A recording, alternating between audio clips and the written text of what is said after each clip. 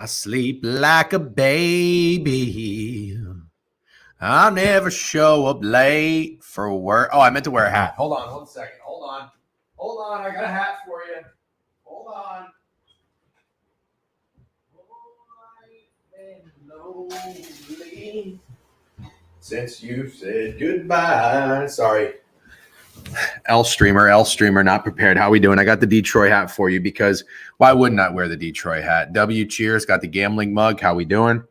That coffee is hot. Third cup of coffee. Got the $60 chain flaunting here. Sorry, my I wish I had a better setup. I wish maybe I can get like a little I don't know, like some props or something, maybe like a little plant or whatever. I know some people have like a virtual screen behind them. I don't really know how to do all that. I'm just not tech savvy. So I hope that it's not too like visually unpleasing, whatever the word is that I'm thinking of, to go through and watch this. But hopefully next year when I get a little bit more situated, we got the holidays coming up. Going to be traveling for those. Did not commit to a office this time around. Had the office last year. That was excellent. That was great. But next year, hopefully, we take the stream visually to another level. Anyways, how are we? I had a green juice this morning. I'm feeling great. Nice little dinner last night. Some ribeye steak with some cheesy spinach, which I know a few of you were not thrilled about, and potatoes. And I've already decided as I woke up today. I said today is a day I am eating a salad for lunch. I don't know about you guys. I don't know if that just comes easy or natural. For me, it's a bit of it's like a bit of a mental challenge, you know, like you have to, like when you go into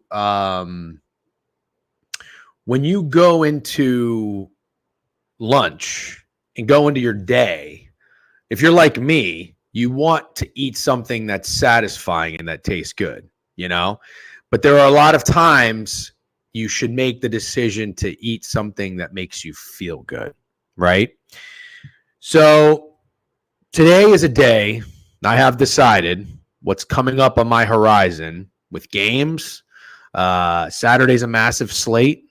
Probably going to be doing a little shindig for it. I'll give you more details on that later.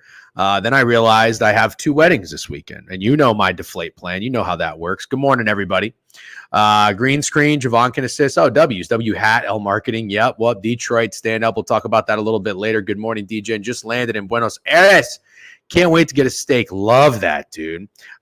Is Churrasco Argentinian or something like that? I had a Argentinian. Or no, I had. What was it? It was called. There's a plate that's delicious. By the way, enjoy Argentina. I've always wanted to go. I've never been. I have a buddy who is he's a big bettor. He's a big gambler. He was an old professional poker player or whatever, but he went and lived in Argentina for like a year. He said it was incredible. Maybe even lived there for 2 years. I'd love to go. I really would. Are we live on YouTube, guys? Are we live on YouTube? I'm not seeing it on YouTube. There we are. We're good. Okay, we're up and running on YouTube. But anyways, I told myself today I have to eat a salad. So it's kind of like telling yourself, I don't know, like you have to go to the dentist, right? Nobody likes going to the dentist, but you go, you get it over with. And then when you're done, you feel so much better. Your teeth's clean. You're like, oh man, but like the scraping and the grinding and all that shit sucks. I've already told myself I'm going to get a salad today, and I'm just already dreading it because it's like, man, I'm not going to be satisfied from now through 2 o'clock, probably till dinner, and then I'm going to have to find something that'll, make me happy in my taste buds. So, DGen, you're going to look at NMSU and JXSU. If you want it, you got it, brother. How about that? My girlfriend is trying to get me to go to her cousin's 3rd birthday on Saturday. Do I ship myself so I can stay home and watch OSU beat Oregon? Yes, I would go. I would do a lot of things to get out of any plans on Saturday to watch the college football slate. I sure would. Yeah, you're going to have to do that. Got to deflate in order to inflate a later time. Respect. Exactly. Yep, exactly. Steak is joining. Javon will be joining as well. Love having Javon come on. Steak's going to be on at 10:30.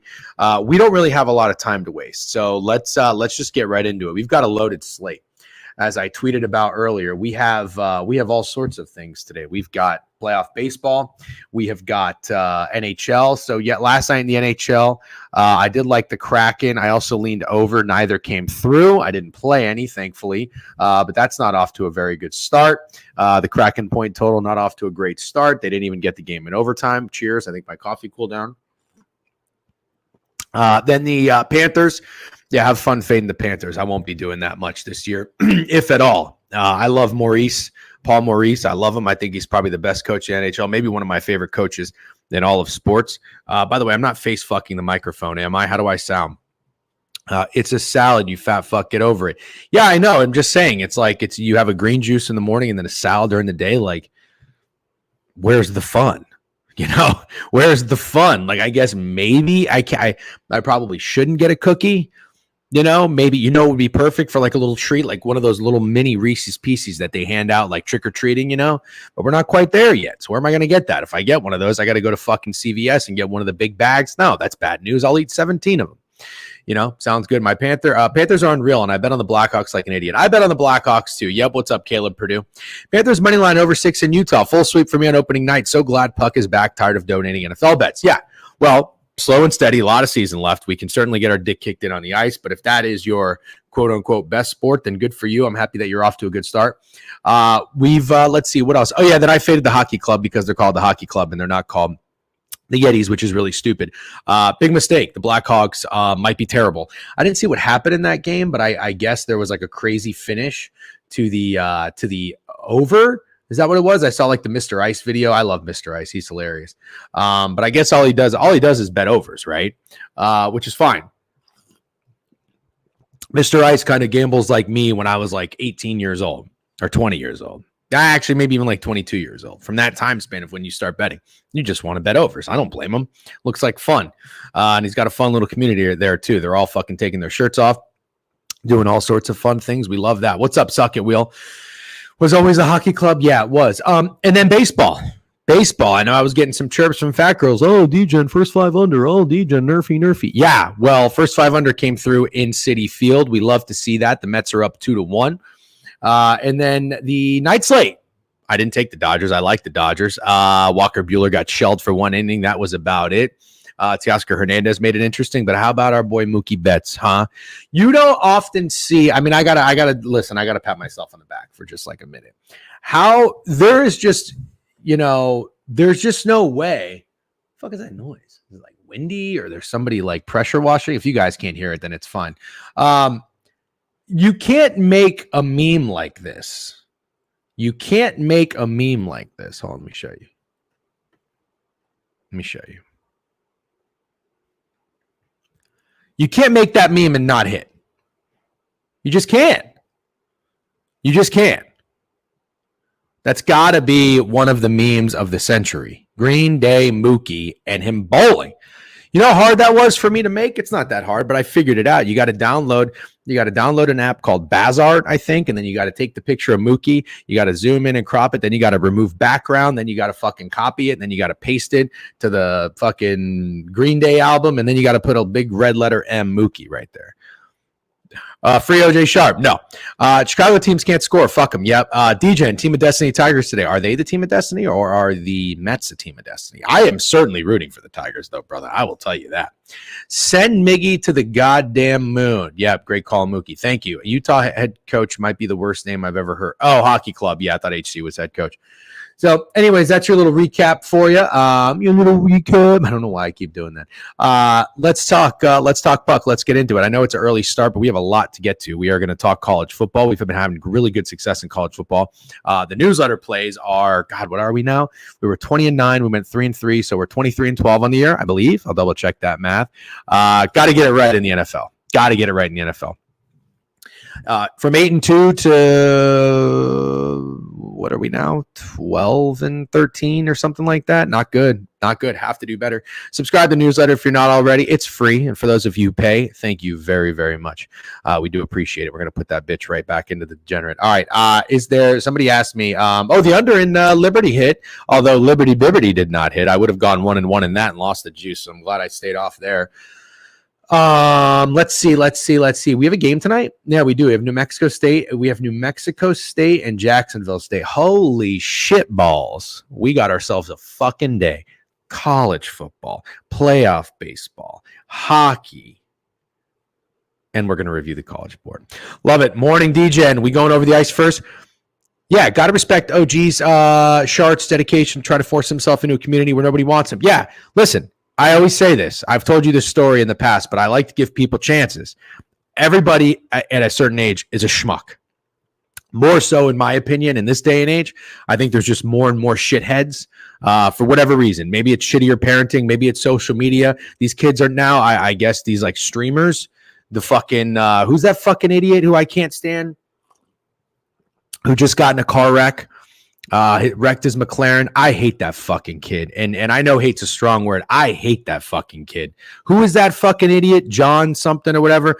That's who these kids idolize nowadays. It's crazy. So they just, they're a bunch of shitheads. Everybody needs like a little guiding light. You know what I mean? Yeah, he's a jerk off. What's that fucking, whoa, not John. What are you talking about? You seem like an Aiden Ross type of guy. I don't even know who Aiden Ross is, but I've heard the name before. Cosign on this rant, Tommy. Yeah, W's. What's up, Tommy, at YouTube?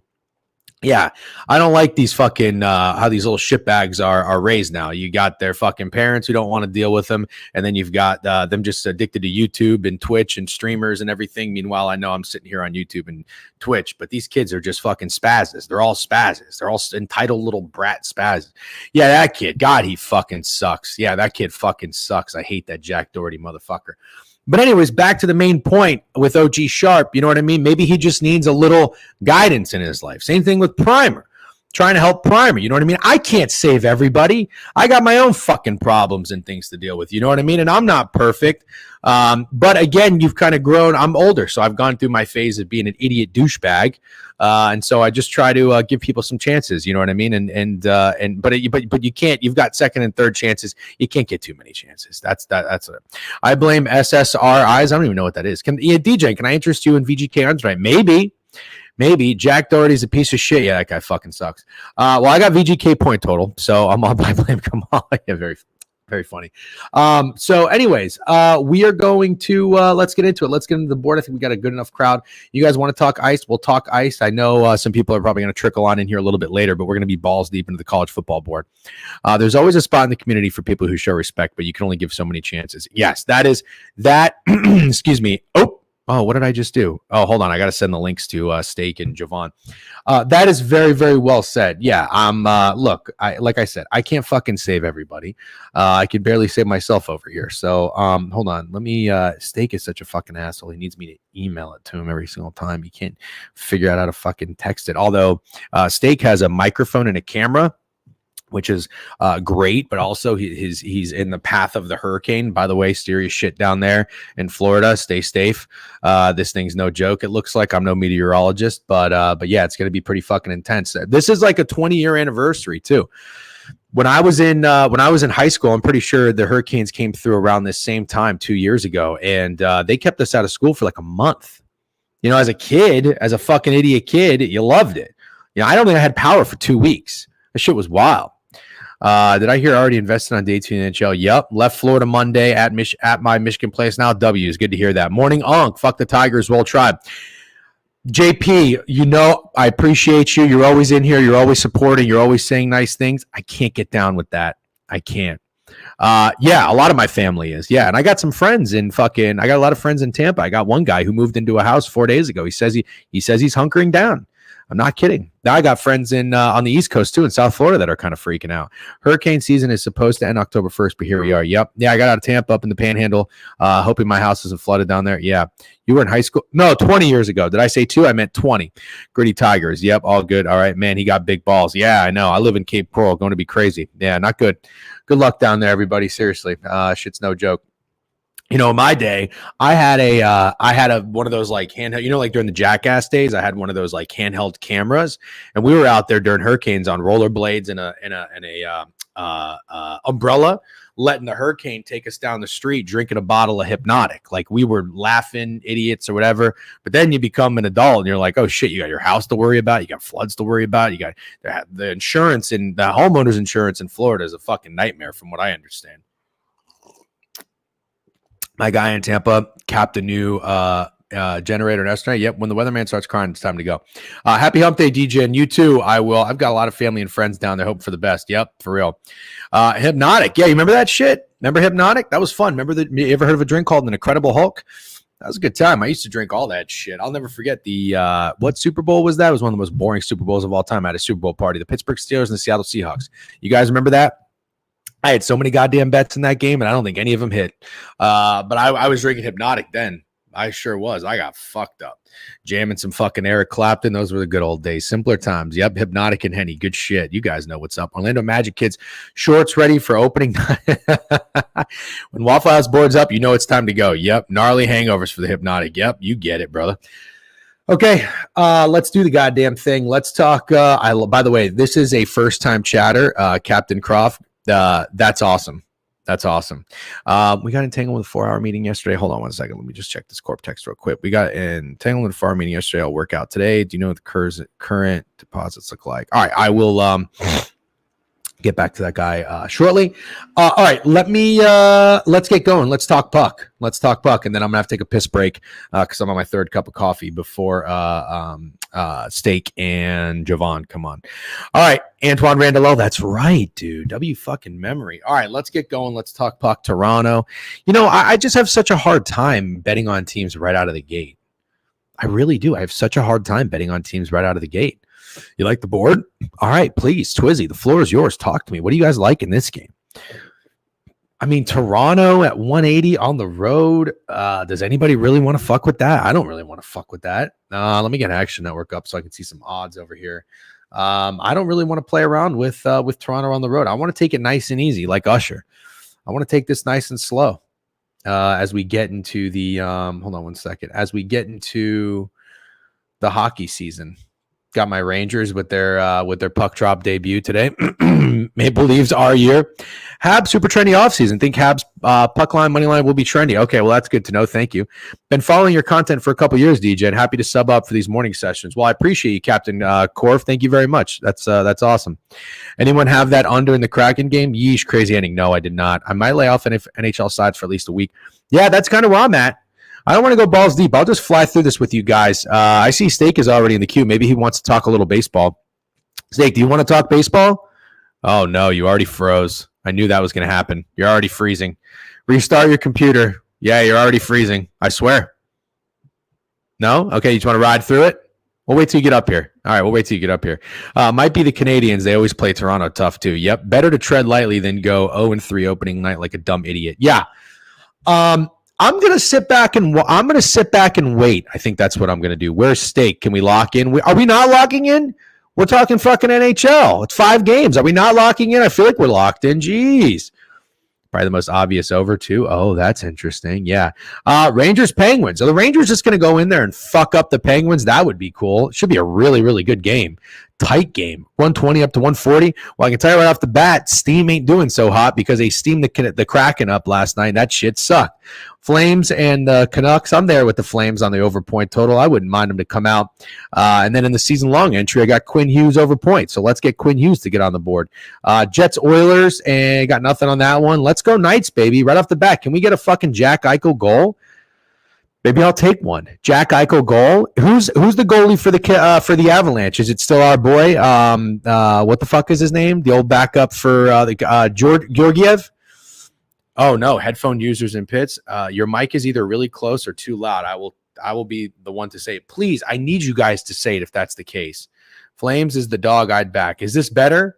Is this better that I'm right here? Maybe I got to stop fucking face fucking the microphone. I don't know why I do that. Or my microphone is taking a shit. I have had it for a while. All right. I don't know why I keep doing this. I don't know why I feel the need to get all up in the microphone. BGK Moneyline. All right. I'm with it. DJ's swallowing his mic. Yeah, I got to stop that. Okay. Let's see. We're at minus 117 on the opener. We got to pick them on the Golden Knights. Total 6.5. Looks like the juice is moving under. Oilers and Jets. That should be a good one. If anybody wants to fade the Oilers, I don't have the balls, but the Jets are going to be a scrappy team, I would imagine. Yeah, Bart, please do. Listen, if I ever have shit on my face, there's nothing that drives me nuts more than when someone has like something in their teeth or in their face and like nobody says anything. Please, for the love of God, tell me if something is wrong. Thank you. Oilers line is short. Okay, give me the quick leans because I might not be going too crazy. We got a sub bang in here nice and early. Captain Korf 3 minutes ago with a sub bang. And Esto 911 2-monther. New subbies, new followers. Appreciate you guys. Welcome to the board review every morning, 10:30, but sometimes 10 when we have these loaded slates in college football. Okay, Steak, do you want to talk baseball? Yeah? Okay, how about this? Before I bring you up, I'm going to take a piss. Might as well do that, and then I'll come back and we'll talk some baseball. All right? Everybody just hang tight. I'm going to go take a piss, get a fresh bladder, and we'll get it going with steak up here shortly.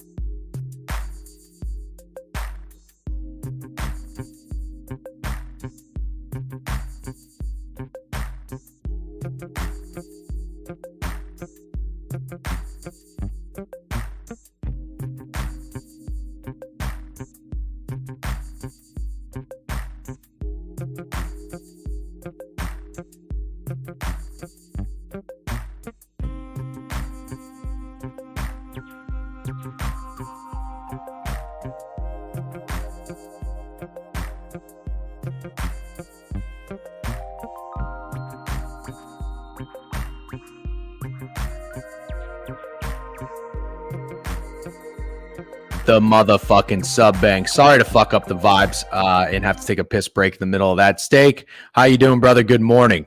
Good. How are you? How's my internet? Your internet is pretty good. How about your microphone? Is your microphone on? Yeah, it is. Can you hear me well? I can hear you pretty well. You sound good. No camera. You didn't want to fuck with the camera? Not today. I wanted to worry about the internet. That was my main focus. Okay, you were slowing down a little bit in the queue, but we're just gonna push through and see how you do. What are you squinting at right now? Me? Yep, I need glasses.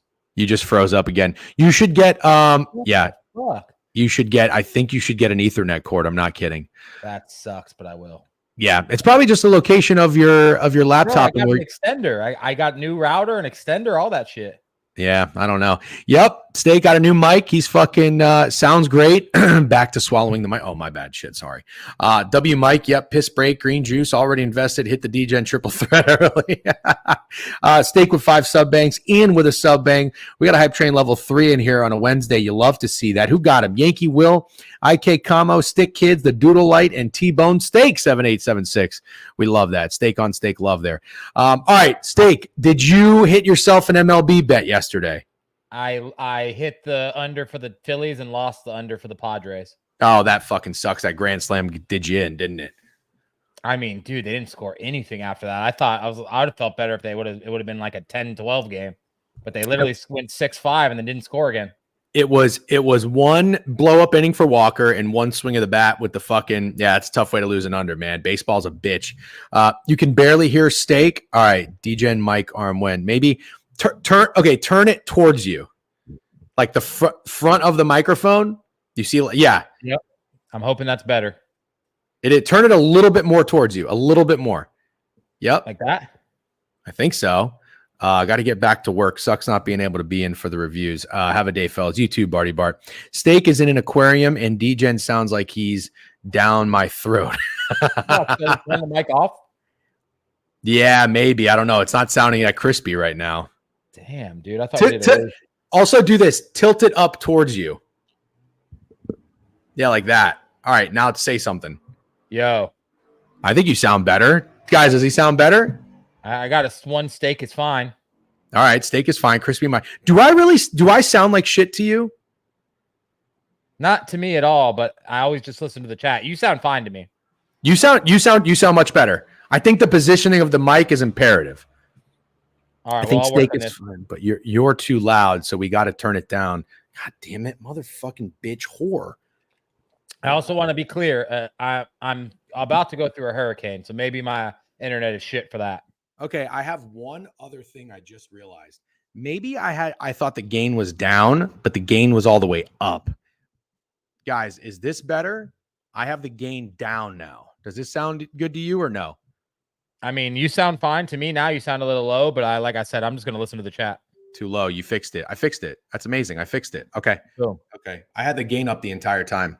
Steak is in Tampa. No, Steak's in Orlando. That's way better. Wow. You guys are so quiet. Really? Crutch, are you fucking with us? Now everyone's in an aquarium. Please don't fuck with us. Yeah, because now I'm about to just turn off my mic. No. You sound great. You sound great. You're less volume. All right. Hold on. Check.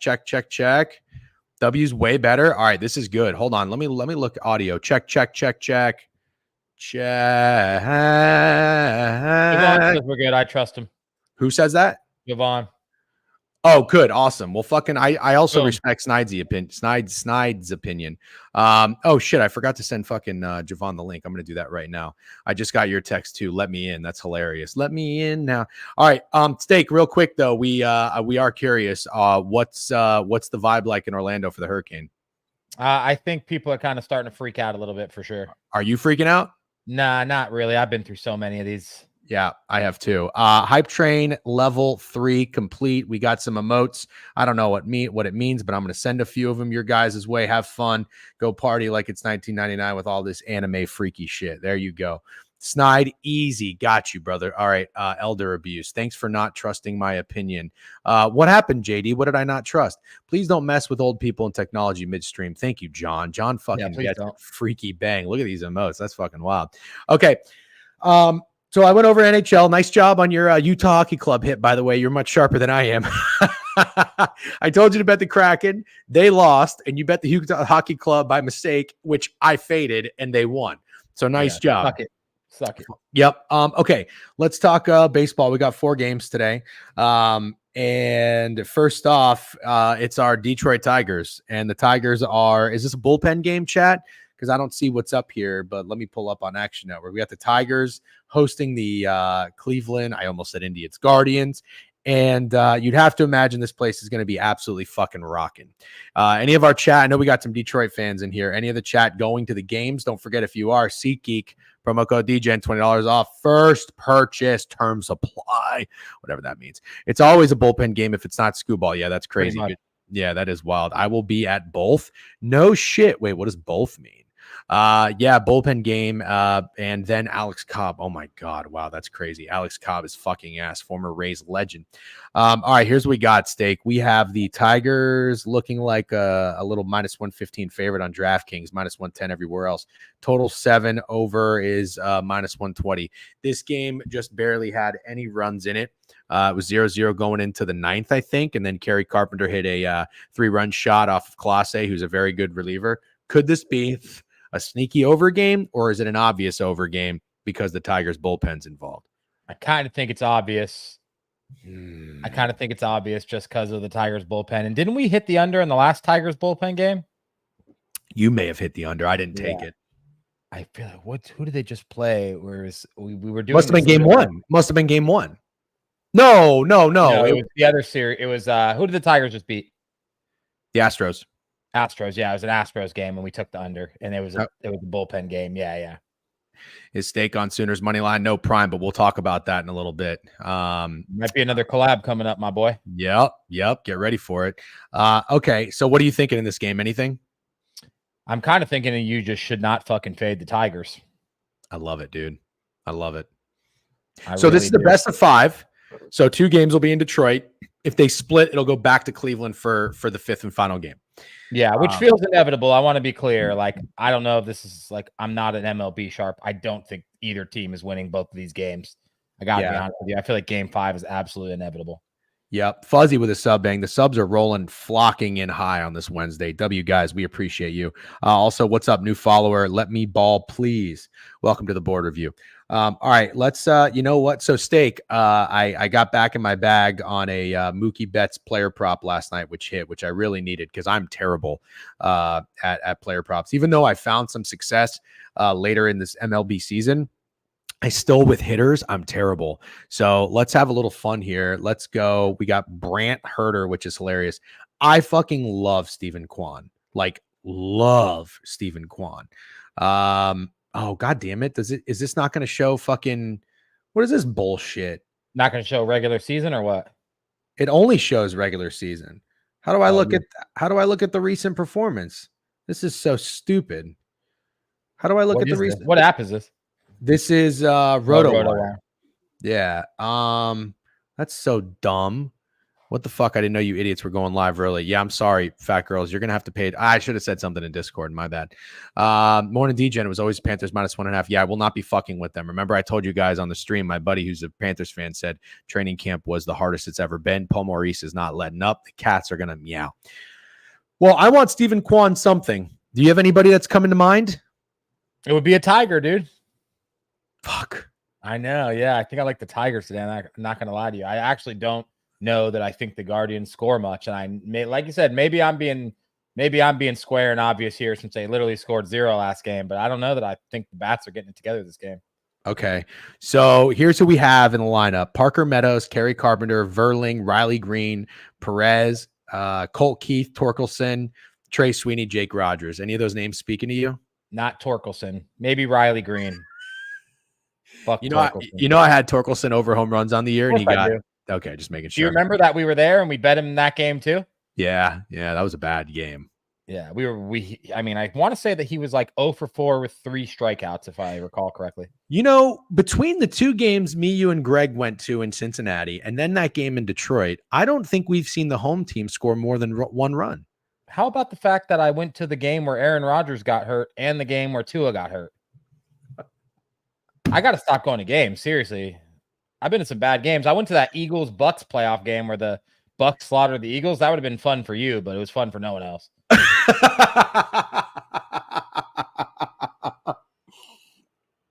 Yeah, okay. No more games for you. We got to go to a college game soon, though. Green is ice cold like Mookie was. I don't really want to mess. I don't want to mess with a guy who's cold. I only did that with Mookie. Didn't you like Mookie yesterday? Yeah, but that's Mookie though. Yeah, fuck Mookie. He's garbage in playoffs. Dude, you can't say fuck Mookie. Mookie's a dog. I can say fuck Mookie. He's not a dog in the playoffs, dude. All right, fine. So you like Riley Green. Who doesn't like Riley Green? Okay, let's fucking back him today. All right, what are we going to do? He's going to do something over bases. Okay. 1.5. So here's the other thing too. Here's what I'm a superstitious guy. You're a superstitious guy. I think Mookie hit and Jackson Profar. Did you see what happened, by the way? He almost caught it again. Jackson Profar almost caught it again. So I think he didn't do that because I made such a good meme, the Green Day Mookie meme. So I'm going to only bet on somebody if I can come up with a really good meme. Do you have any ideas with Riley Green? I mean, it's Green. Maybe you just got to stick to Green Day. You're just a Green Day meme guy. No, I get your point. Maybe Tom Green? No. You weren't a Tom Green guy, were you?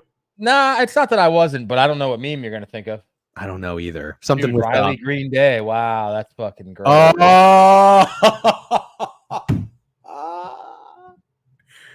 All right, fuck it.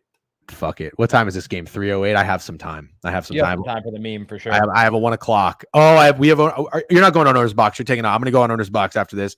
I got a 1 o'clock. So then I have from 2 to 3 to make this meme. I can do it. All right, hold on. Let me go to this real quick, and then we're going to fly through because we got to talk college ball. But we're going to wait for Javon to get up here too. Javon for joining us. We always appreciate it. All right, real quick. I hate how this looks now on DraftKings, by the way. These are the home run odds. I don't know if you can see it, but let's see. Riley Green is 7-1 for a home run.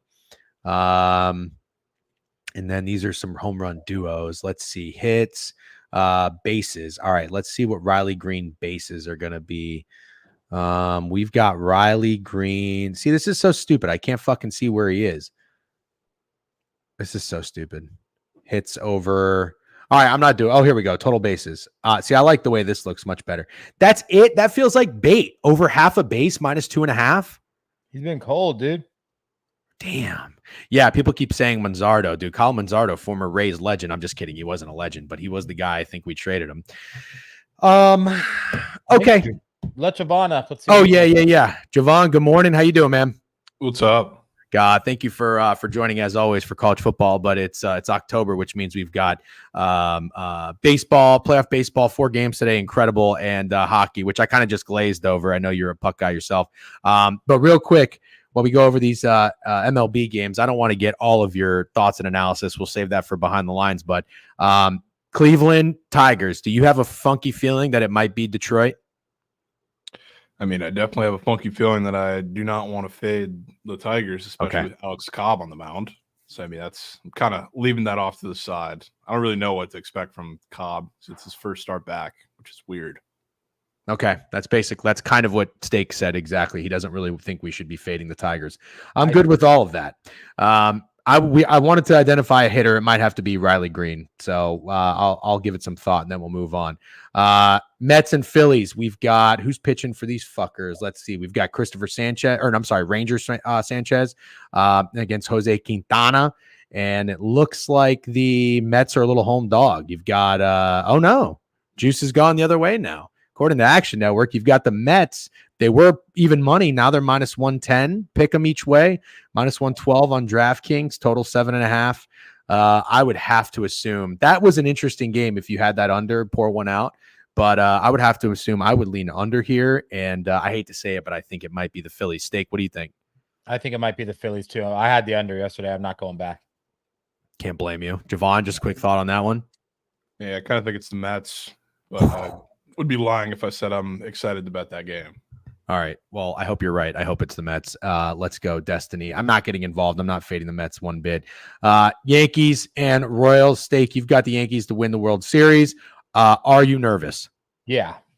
Okay. Definitely. Yeah. Definitely nervous. Who is pitching for these fuck faces? You got Clark Schmidt and Seth Lugo. Is this the second time that the Yankees have seen Seth Lugo? They saw who did they see in game one? They just saw Raggins in game two. Who pitched in game one? Walker. Oh, it was Walker. You're right. So this is not the first time, or this is not the second time they've seen Lugo. Looks like the Yankees are minus 115, minus 120. Total is at 8 across the board. I know it's a hitter's park, so it's not weird to see an 8, in my opinion, in the playoffs in Kansas City. I think it's the Yankees today. I don't know if that's square. Steak, do you think it's the Yankees? I just hope it's the Yankees. That's all I can say. Okay, fair enough. Javon, do just you think I hope it's the Mets, like Javon said, but it kind of feels like the Phillies and the Royals a little bit to me, but I'm leaving it alone. Fair enough. Kind of like runs. I think the 8, even though it's in Kansas City, feels a little telling, even with Seth Lugo on the mound. I know Seth Lugo never gets any line respect, really, but I feel like this might be the Phillies game of yesterday, or not Phillies, Padres game of yesterday, where we see a lot of runs early. The difference is there's just much worse bullpens coming in after them. Okay. Let me ball, please. Says, I like Bobby to follow Mookie at home a little. Okay. Bobby Witt. Yeah, that's I can always get down with him. Bobby finally gets hot. Okay, fair enough. Would be funny if Judge cranked one. Dodgers Padres. Is it over for the Dodgers, Steak? Kind of think so. Damn. Javon? Yeah, it just might be. That's too bad. I don't necessarily hate to see it. Landon Knack against Dylan Cease. I mean, you'd have to imagine that everybody would think the Padres are going to close it out today, but they kind of just have that look and seem to be that team. So I'm good on that. Are you pressing any buttons, Steak, on the MLB board? I am pressing buttons, but I don't know exactly what they are yet. I'm definitely pressing buttons. It's all there is to do today. About to fucking be sitting at home waiting for this hurricane. Oh yeah, that's right. This might be your last day with Wi-Fi. Where are you at, Javon? Are you in Tampa? No, I'm in Texas. Oh, I don't know why. I thought you were in Florida. Yeah, not anymore. Yeah. All right, Javon. Javon, do you have a POD on the diamond or not yet? I'm probably going to end up with one of those late night overs. I probably don't want to get involved too much in the Dodgers elimination game, but yeah, I think I'm probably going to get to the counter with the Royals Yankees. I think it's like that. Yeah, I think I might just go Yankees team total, but I guess that would be kind of foolish to eliminate the Royals bats. They definitely have some dog in them. Okay, let's get to the college football board. I feel like, guys, for the most part, we're doing a pretty solid job reading college. Not saying we're getting every single thing right, but what we're honing in on and feel most confident about, I feel like we're on the right side of more often than not. So it's week 7, and we're getting into the back half of the college football season, which is very sad. But it's a loaded slate. It's a big slate. There is a game tonight that people ask me about, New Mexico State and Jacksonville State. I can't even pretend to have a bet in this game or have a lean in this game.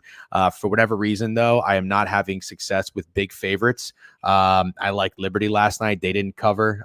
The under came through, but that's about it. I don't have any thoughts in this game. Does anybody have anything? And if not, we're just going to move to the weekend unless you guys have something you like on the Thursday or Friday night slate.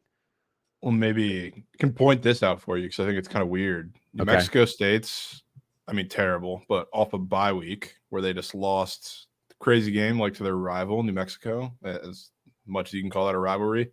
But Jacksonville State just played Friday, which I think is odd. Really odd scheduling.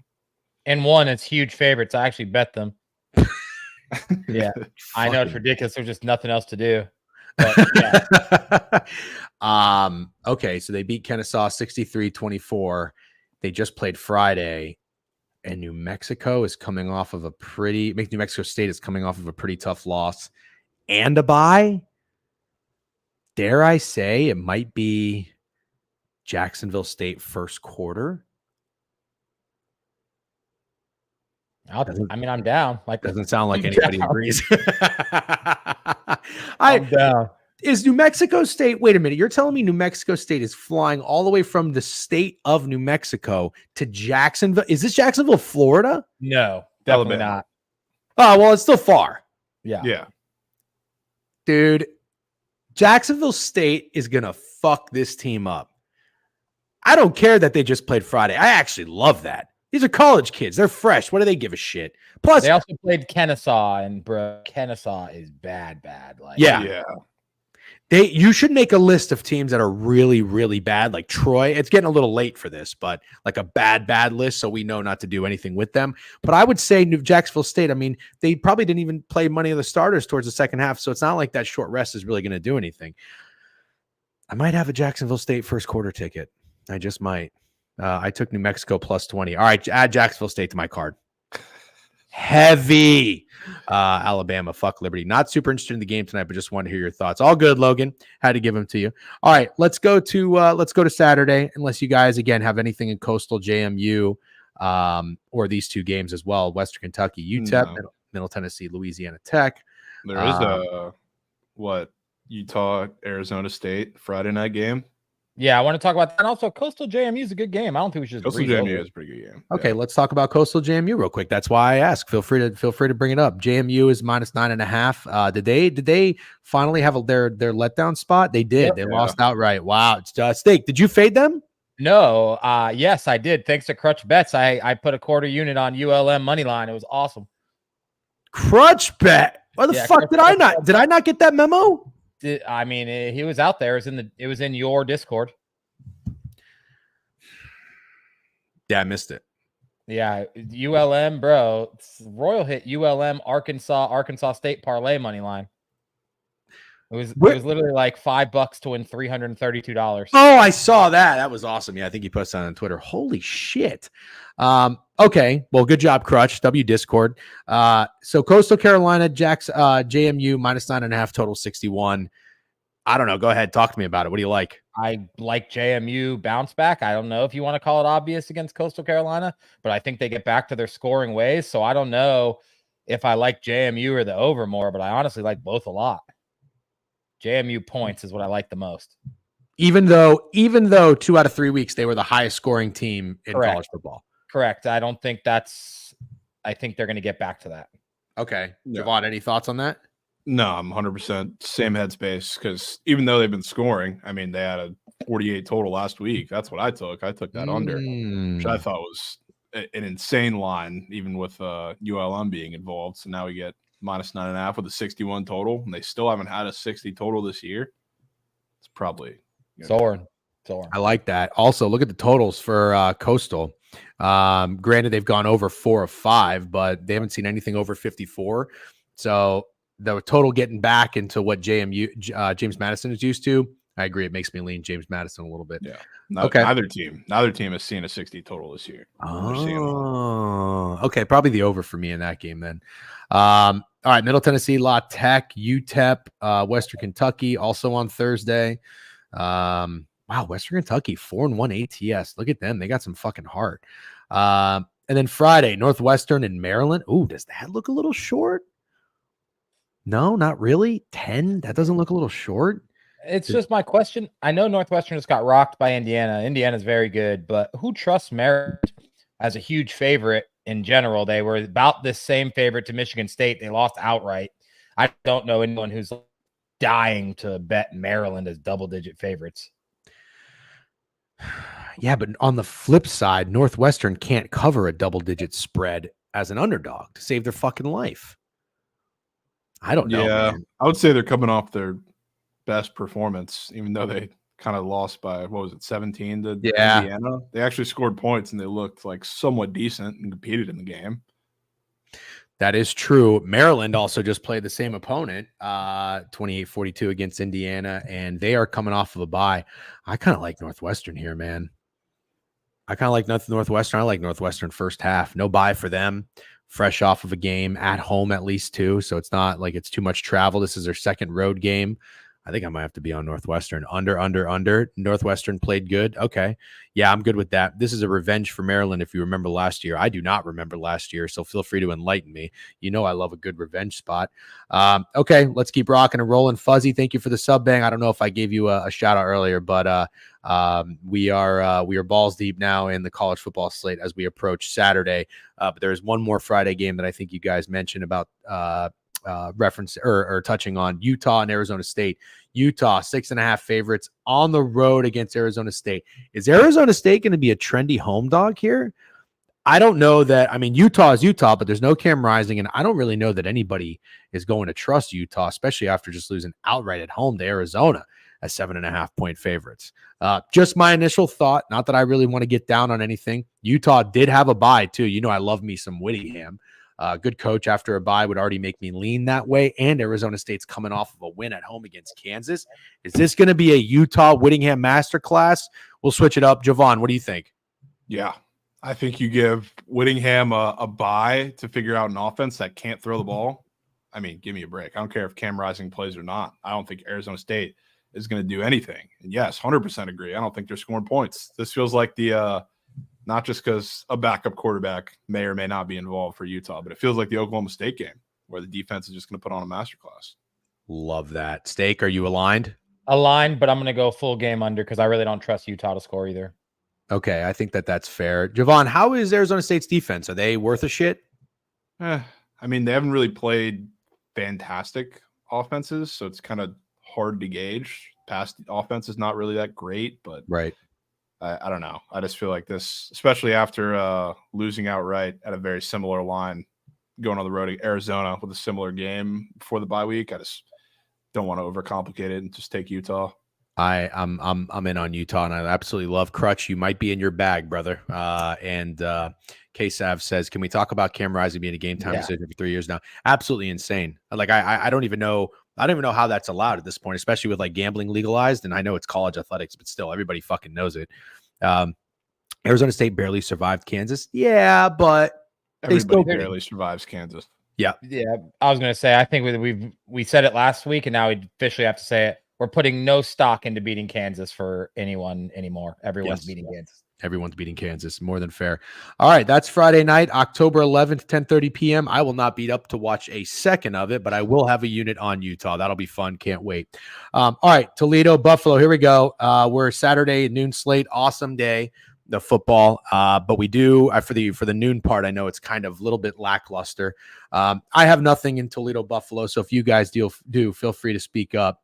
Otherwise, I'm going to keep moving here. Georgia Tech and North Carolina. All right. Can we say we have North Carolina fatigue? Oh, yeah. I mean, okay. Yeah. They really played their dick off last week against Pitt. Pitt just might be that team this year. Kudos to Pat Narduzzi and that fucking quarterback they got from Alabama, Eli Holzer, I think, whatever his name is. Holstein. They're out for blood. I mean, I tweeted about this.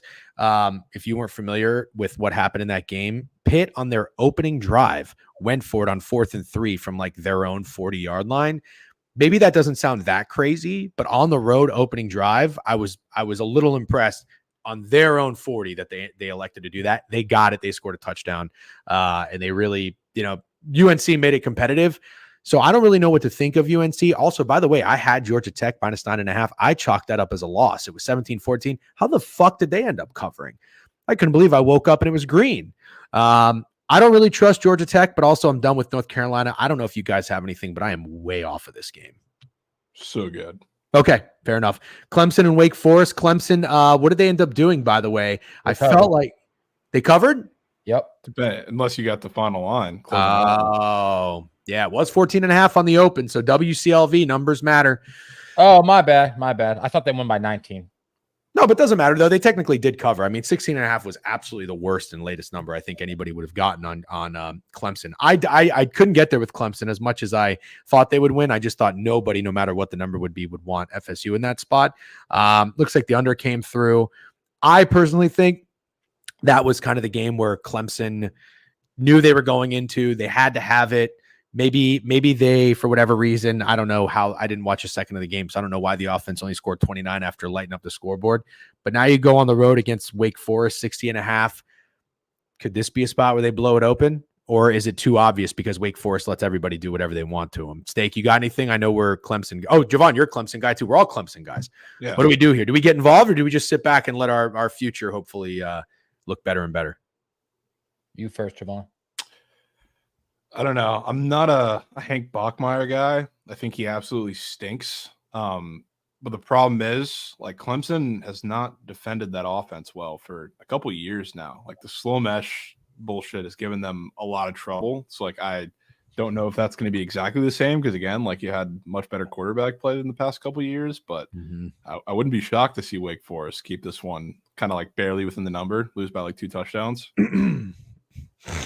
Keep it within the number and lose by 2 touchdowns. So this would be that game for me too. I did tell myself if Clemson covered with ease against Florida State, it would definitely be time to fade them in this Wake Forest game. I know they didn't cover with ease, but they did cover. I kind of think this could be the sleepwalk game a little bit for Clemson, and I don't think it's going to be because they don't score points. I think it's going to be because Wake Forest scores points. So yeah, I guess I don't think this is going to make my final card, but gun to my head, I'd probably take Wake Forest in the points. Okay. All right. Fair. So lean the home dog there, 20.5. Let's talk South Carolina, Alabama. This is a sneaky good game. Granted, I don't think South Carolina is ranked after what they just did against Ole Miss. I got there late with Ole Miss. Unfortunately, getting cute burned me. I took Ole Miss team total over 30.5. They scored a quick 14 and then kind of took their foot off the gas. 27-3, lost the bet. Ole Miss covered. This was, I guess you could say, by far South Carolina's worst game of the year. I don't know that anybody expected Ole Miss's defense to stand up and fucking only allow 3 points. And also on the flip side, you've got Alabama in what should be a very obvious bounce back spot, losing to Vanderbilt on the road. After immediately beating Georgia, you've already got people on, I saw Paul Feinbaum's Twitter talking about Kalen DeBoer better watch himself because you don't lose to Vanderbilt, which I definitely certainly side with. But I'll say this. I'm certainly having public brain in this one and thinking that it's the over 51. However, if there was a side to step up for Alabama, wouldn't it probably be their defense? After letting fucking Diago, what's his name? Pavia? Yep. Put up 40 on him. So that concerns me a little bit. 21 is just too much. Although, I'm going to say one more thing about this because this is what tends to happen. I'm going to give you an example. If you look at Alabama, they do not cover big spreads. 14 they covered on the road, yes, but at home, 30.5, not really, and they just didn't cover a 23-point spread. I feel like I just saw this with LSU when they didn't cover 21 against UCLA, and then they covered 20.5 against Southern Alabama. So, in my opinion, I would lean Bama with the points and maybe not touch the total. That's my initial thought. Jake, Steak, do you have any thoughts on Bama? When's Bama, Georgia? They just played it. No, sorry. Who does Bama play Tennessee. next week? They play Tennessee next week. Yeah, sorry. I don't know. I said Bama, Georgia. I don't know. I think this is the most fucking obvious bounce back ever. It's not like South Carolina's not also coming off a horrible game. And I was obviously high on South Carolina going into last week, and I'm not so sure they're as bad as they played last week. Mm-hmm. And my football brain is telling me that Lenore Sellers can do some of what Diego Pavia did last week. I don't know, man. I don't know if I'm buying the fucking Alabama belt to ass, to be honest with you. Did Auburn end up covering against Georgia last week? Yes. Yeah. Yeah. See, sometimes these obvious bounce back spots scare me. What are you shaking your head for, Steak? My wife just offered me an espresso martini. Martini? It's a hurricane party over here. Oh, that's right. That's right. I forgot hurricane parties. Those were fucking nothing fun. Court for the next 2 days. That's great. All right. Javon, what do you think about this Alabama, South Carolina? Any sort of bounce back potential or points or defense or what? Yeah, I mean, I do feel like this one's a little different, though, because it's also a bounce back with, I don't know, probably the most embarrassing Bama loss you've had in 15 plus years. So it feels a little different. But just like last week, too, everybody got burned 2 weeks ago by I don't know, the weird favorites, most people were on Baylor against BYU and they ended in rat shit. And what do you know? The two weird favorites last week came through in Texas A&M and Washington. So I wouldn't be surprised if this is the get right spot that everybody's going to be excited or not as excited to take because everybody loves South Carolina for whatever reason. Mm-hmm. I don't know, man. I know this is going to be a weird narrative and you guys are going to think this is stupid, but I kind of think this could be the game where you find out DeBoer is not built like Saban. Really? Yeah, I really do. I think they could struggle in this game too. Maybe I'm crazy, man, but I just don't. I think everyone's saying like, oh, this is Alabama and they bounce back in games like this. And I don't know, man. I just don't know if I'm buying it. So if you had to make a bet in this game right now, you're taking South Carolina with the points? Yeah. Yeah. I don't know. I don't know what and I can do. I promise if they get whacked, I'll give up on South Carolina. Earplugs, MJ. Yeah. Okay. Fair enough. I like Shane Beamer. I really do. But I could definitely see the South Carolina party sort of being over after that Ole Miss game. But I don't know if it got started, man. I don't know if it got started. Yeah. I don't think it ever got. Nah, if they would have beat LSU, maybe, but they didn't beat LSU. Oh, that is true. In my brain, I almost feel like they did because they should have. But I also just can't get over that win against Kentucky. It was pretty awesome. Yeah. You're right, though. You're right. It never really got started. All right. Hand up, Washington, Iowa. I was dead wrong about Michigan, Washington last week. I thought Washington was going to be the that week's Baylor and BYU. I certainly am not upset to see Michigan go down because, as you know, I am a Michigan hater. They are just not very good. Meanwhile, Washington, even though they lost to Rutgers the week before, they outplayed them by a mile. So maybe this Washington team is pretty legit. But I got to tell you, I don't think it's very easy for anybody. I don't give a fuck who you are to have this sort of schedule. You fly all the way to New Jersey, you play Rutgers, tough. Then you come back home. You got to play another Big Ten opponent in Michigan. Or I shouldn't say another. Big Ten opponent in Michigan. Rutgers, nobody really considers them Big Ten or anything. And then you got to turn around from Michigan to go travel to Iowa and play Iowa? I don't know. But at the same time, is this line a little short? Should Iowa be favored by a little bit more? They just got their dick kicked in against Ohio State. 17-point dogs couldn't cover. Back-to-back road games, not the best spot, but they did have a bye week. I love Iowa here. But am I getting duped? Is this too short because they're that -2.5 number at home? Steak, you're bobbing your head. Do you have a thought in this game? I love Iowa. I don't think Washington's built to go fucking Rutgers, Michigan, Iowa. I understand they lost to Rutgers, but like everyone said, they outperformed Rutgers, outgained Rutgers, and should have won. And then they went and beat Michigan. And now you want them to go to Iowa and beat Iowa? If they're built like that, I'll pay my hard-earned money to see it. Yeah, I think that's fair. Does Iowa ever have a big spread because of their offense? I think that's a good question. Daniel, what does that say? Daniel Eagles fan, right? Yeah. Couple sub banks, Shamway, Crutch, gifted a sub bank to MJ. MJ, you cheap fuck. Kitch and Fuzzy, W sub banks. Devon, what do you think? Are you in on the Iowa love here? Oh yeah, love Iowa. The travel spot reminds me of the exact same reason why I faded Cal when they played FSU. They just went over to Auburn. They came back home for a game. Then they went back nearly across the country to play FSU, and it's a physical team that I didn't think they could handle. Same deal for Washington. I mean, add on the fact that Washington's run defense is absolutely meat. So, I mean, like matchup-wise, this is like Rutgers and Kyle Monangai times 5, and this one is a 9 a.m. body clock game too. So have fun, Washington. Dude, also, you said it reminded you of Cal. I thought you were almost going to say USC, Minnesota. Didn't USC lose that game? Yeah, they did. Yeah. I was just saying like the going to the East Coast-ish and then coming back to the West Coast, then going back again. Yeah. Well, I guess that's kind of what I'm thinking too. Like, not saying your comparison's wrong, but I started to think USC because they went to Michigan, came back to Southern California, then back on the road to Minnesota. So that's a lot of travel, and that's 3 Big Ten opponents. And Washington's just not necessarily – I don't know. I mean, I want to fucking hammer Iowa is what I'm getting at. Like, hammer them. I'm just that -2.5 number always scares me for home favorites for whatever reason. Yeah. If it was anybody but Iowa, I'd be a little more scared. Yeah, Daniel Eagles fan does make a good point. What are you going to make that? And they just scored 1 touchdown against Ohio State, so nobody probably thinks of them as being legit. I love Iowa. I think Iowa's going to make my card. I think it might even be my fucking POD. I think Iowa being any type of favorite in this game is telling after Washington. Even at home? Yep. Even at home, if after Washington beats Michigan and everyone says they should have beat Rutgers and Piscataway, I think it's. But Rutgers was -2.5. Yeah. Rutgers was -2.5. And then they outplayed them and then they beat Michigan. And Iowa's played like dog shit. Fair enough.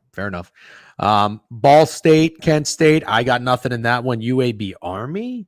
Javon, I don't know that you have a play in this game, but you've been saying it for a long time that Trent Dilfer is a rat shit head coach. Army's -26, total at 54. I fucking love Army. I fell in love with Army when I did a deep dive on them against FAU.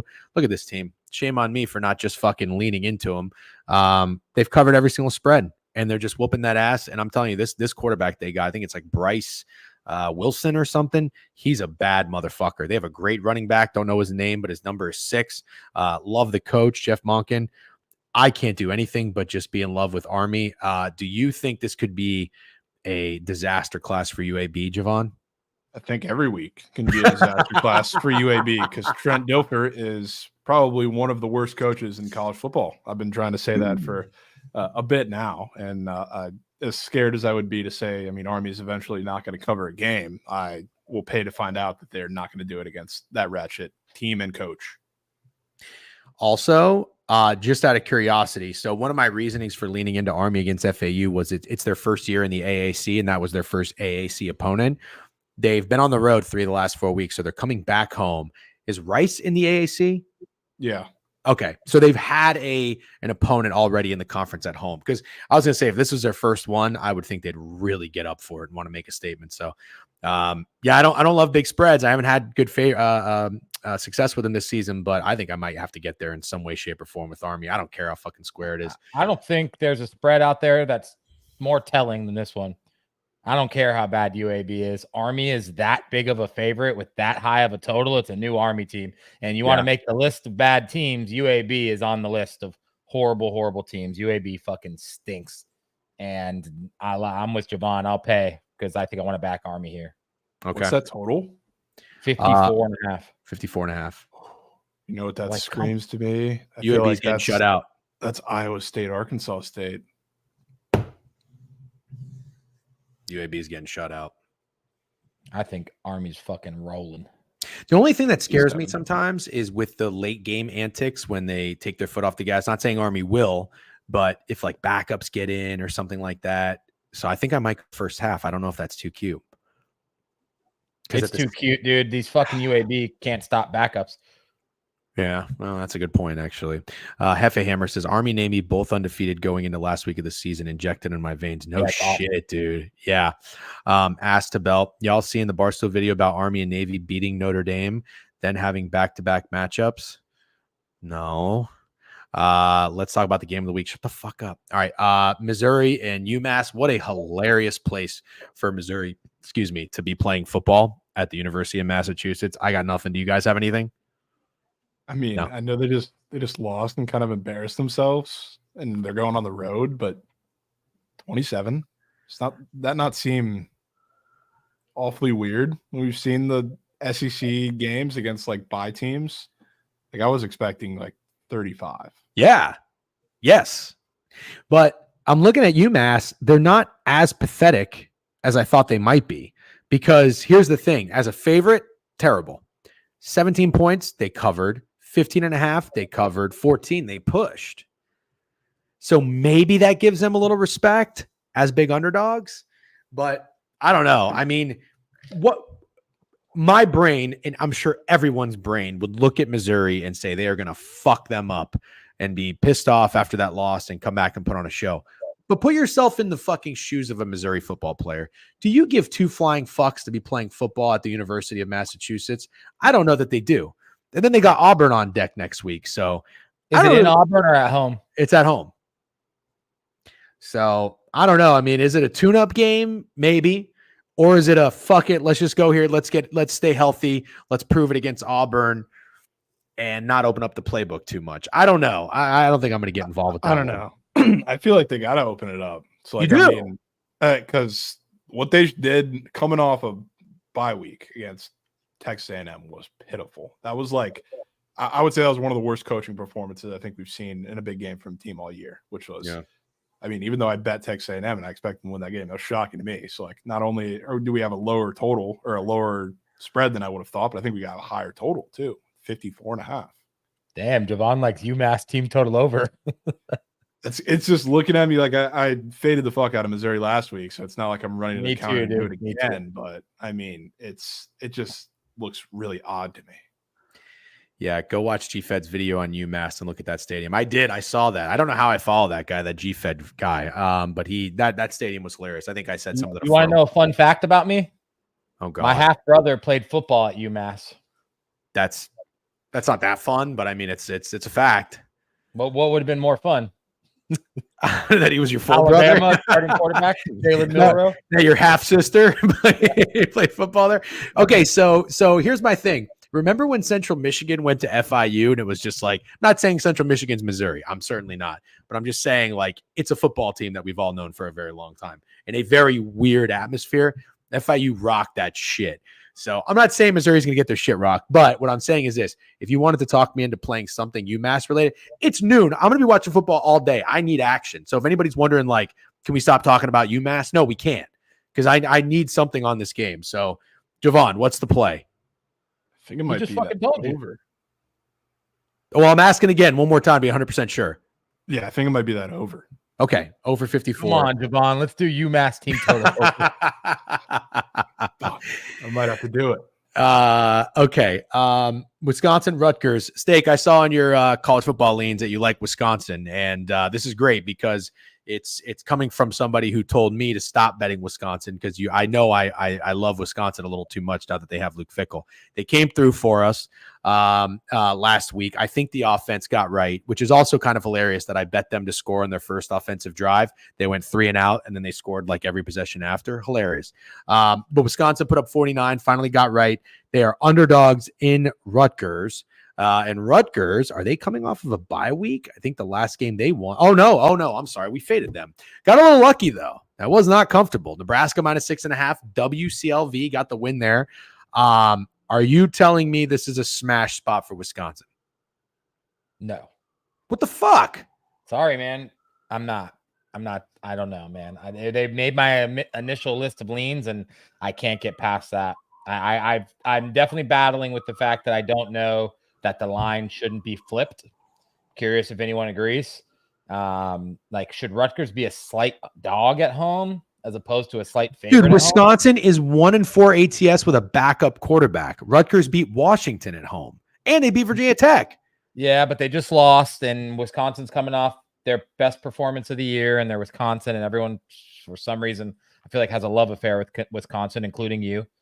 I don't know. Maybe you disagree. Maybe you think the line's just right. I can't really get to the counter. I don't think. I see Crutch said over. I love these type of overs, gross overs with two bad offenses. It usually turns out more points than people think, but I don't know if I'm getting anywhere. Now, over I can get to because I think Wisconsin's offense maybe clicked. My whole thing was they're going to put on a show because they haven't scored more than 28 points all season, and they're supposed to be an air raid offense and whatnot. Javon, do you have any thoughts on Wisconsin Rutgers? Yeah, not so many thoughts, but I mean, we're taking Iowa, which I think is another 2.5, somewhat easy looking home favorite in the same window. So I'd be lying if I said I thought both of those were going to hit. Yeah, that's fair. Yeah, that's actually a very, very good point. Okay, I might. This is going to be tough. I'm going to probably have to do something with Wisconsin here. I might go back to the team total over. I thought about being a fun game to get to, but we're going to be watching college football all day with Steak in attendance in New York. So we are not going to the Rutgers Wisconsin game. I like Wisconsin team total over more than I like betting Wisconsin straight up. Okay. All right. Maybe we'll do that or the game over. I'm with that. Miami of Ohio, Eastern Michigan. If you have something, feel free. Otherwise, let's talk Cal Pitt because this is a fucking game right here. Javon, you're the Cal whisperer. As we all know, what a fucking bummer of a game for them to not win. I don't know how in the world this team has had to travel, as you just talked about, east, west. Now they're back in Pittsburgh. Holy shit, man. What a fucking journey for this team. How do you not fade the absolute piss out of them here? Do you agree or disagree? That's just my first thought. I think I disagree, actually. Wow. And I was expecting going into this game to fully agree when I saw it looming on the schedule, but I love the fact they had a bye week, like the week before the Miami game, so they're not That's worn true. down. Yeah, so it's not like the FSU spot where they had no weeks in between, but now they're going to play a pretty pass-happy Pitt team, and that's the strength of the defense. And really, like Miami, when they started to come back in the game last week, it was because they really couldn't stop them on the ground, so they had to send everybody to the line of scrimmage. They kept getting burned deep. Not that Pitt can't run the ball, but I feel like that's a much better matchup for them in this game. So I think they keep it close and maybe win. This is one of those games where if you look at the splits, which I'm just glancing at VSiN, it says 84% of the bets, 87% of the money on Pittsburgh. So that Not is surprising. No, you're right, because I just told you how I thought, and I'm sure I aligned with, 8 or 9 out of 10 people if you ask them. So that makes sense. FIU spread was free yesterday. It apparently was. Yes. Talk Oregon, Ohio State yet. Nope. T-Dot. We haven't. Love DJN agreeing with Navy and Army to go undefeated when they both play Notre Dame. Wait. I didn't say they were going undefeated. I maybe just like nodded and smiled. Anyways, let's keep moving. By the way, total 60. Is that high for a Cal game or no? It's pretty high for a Cal game because I think the Miami game last week was the first over they've hit all year, but maybe not as much for Pitt. Right. Not for Pitt. They're 3-2 to the over. Cal's 1-4 to the over. Not as much for Pitt, which I agree with, but for Cal, I mean, when we saw this team play FSU, it was 14-9. We saw them play Auburn. That didn't go over. I think 60 is fucking telling. I just wonder what they're going to do because, like, Miami, I guess back to FSU, like FSU against Cal, they kind of just let them run the ball whenever they want and then locked up in the red zone. So, like, Cal didn't pass in the red zone.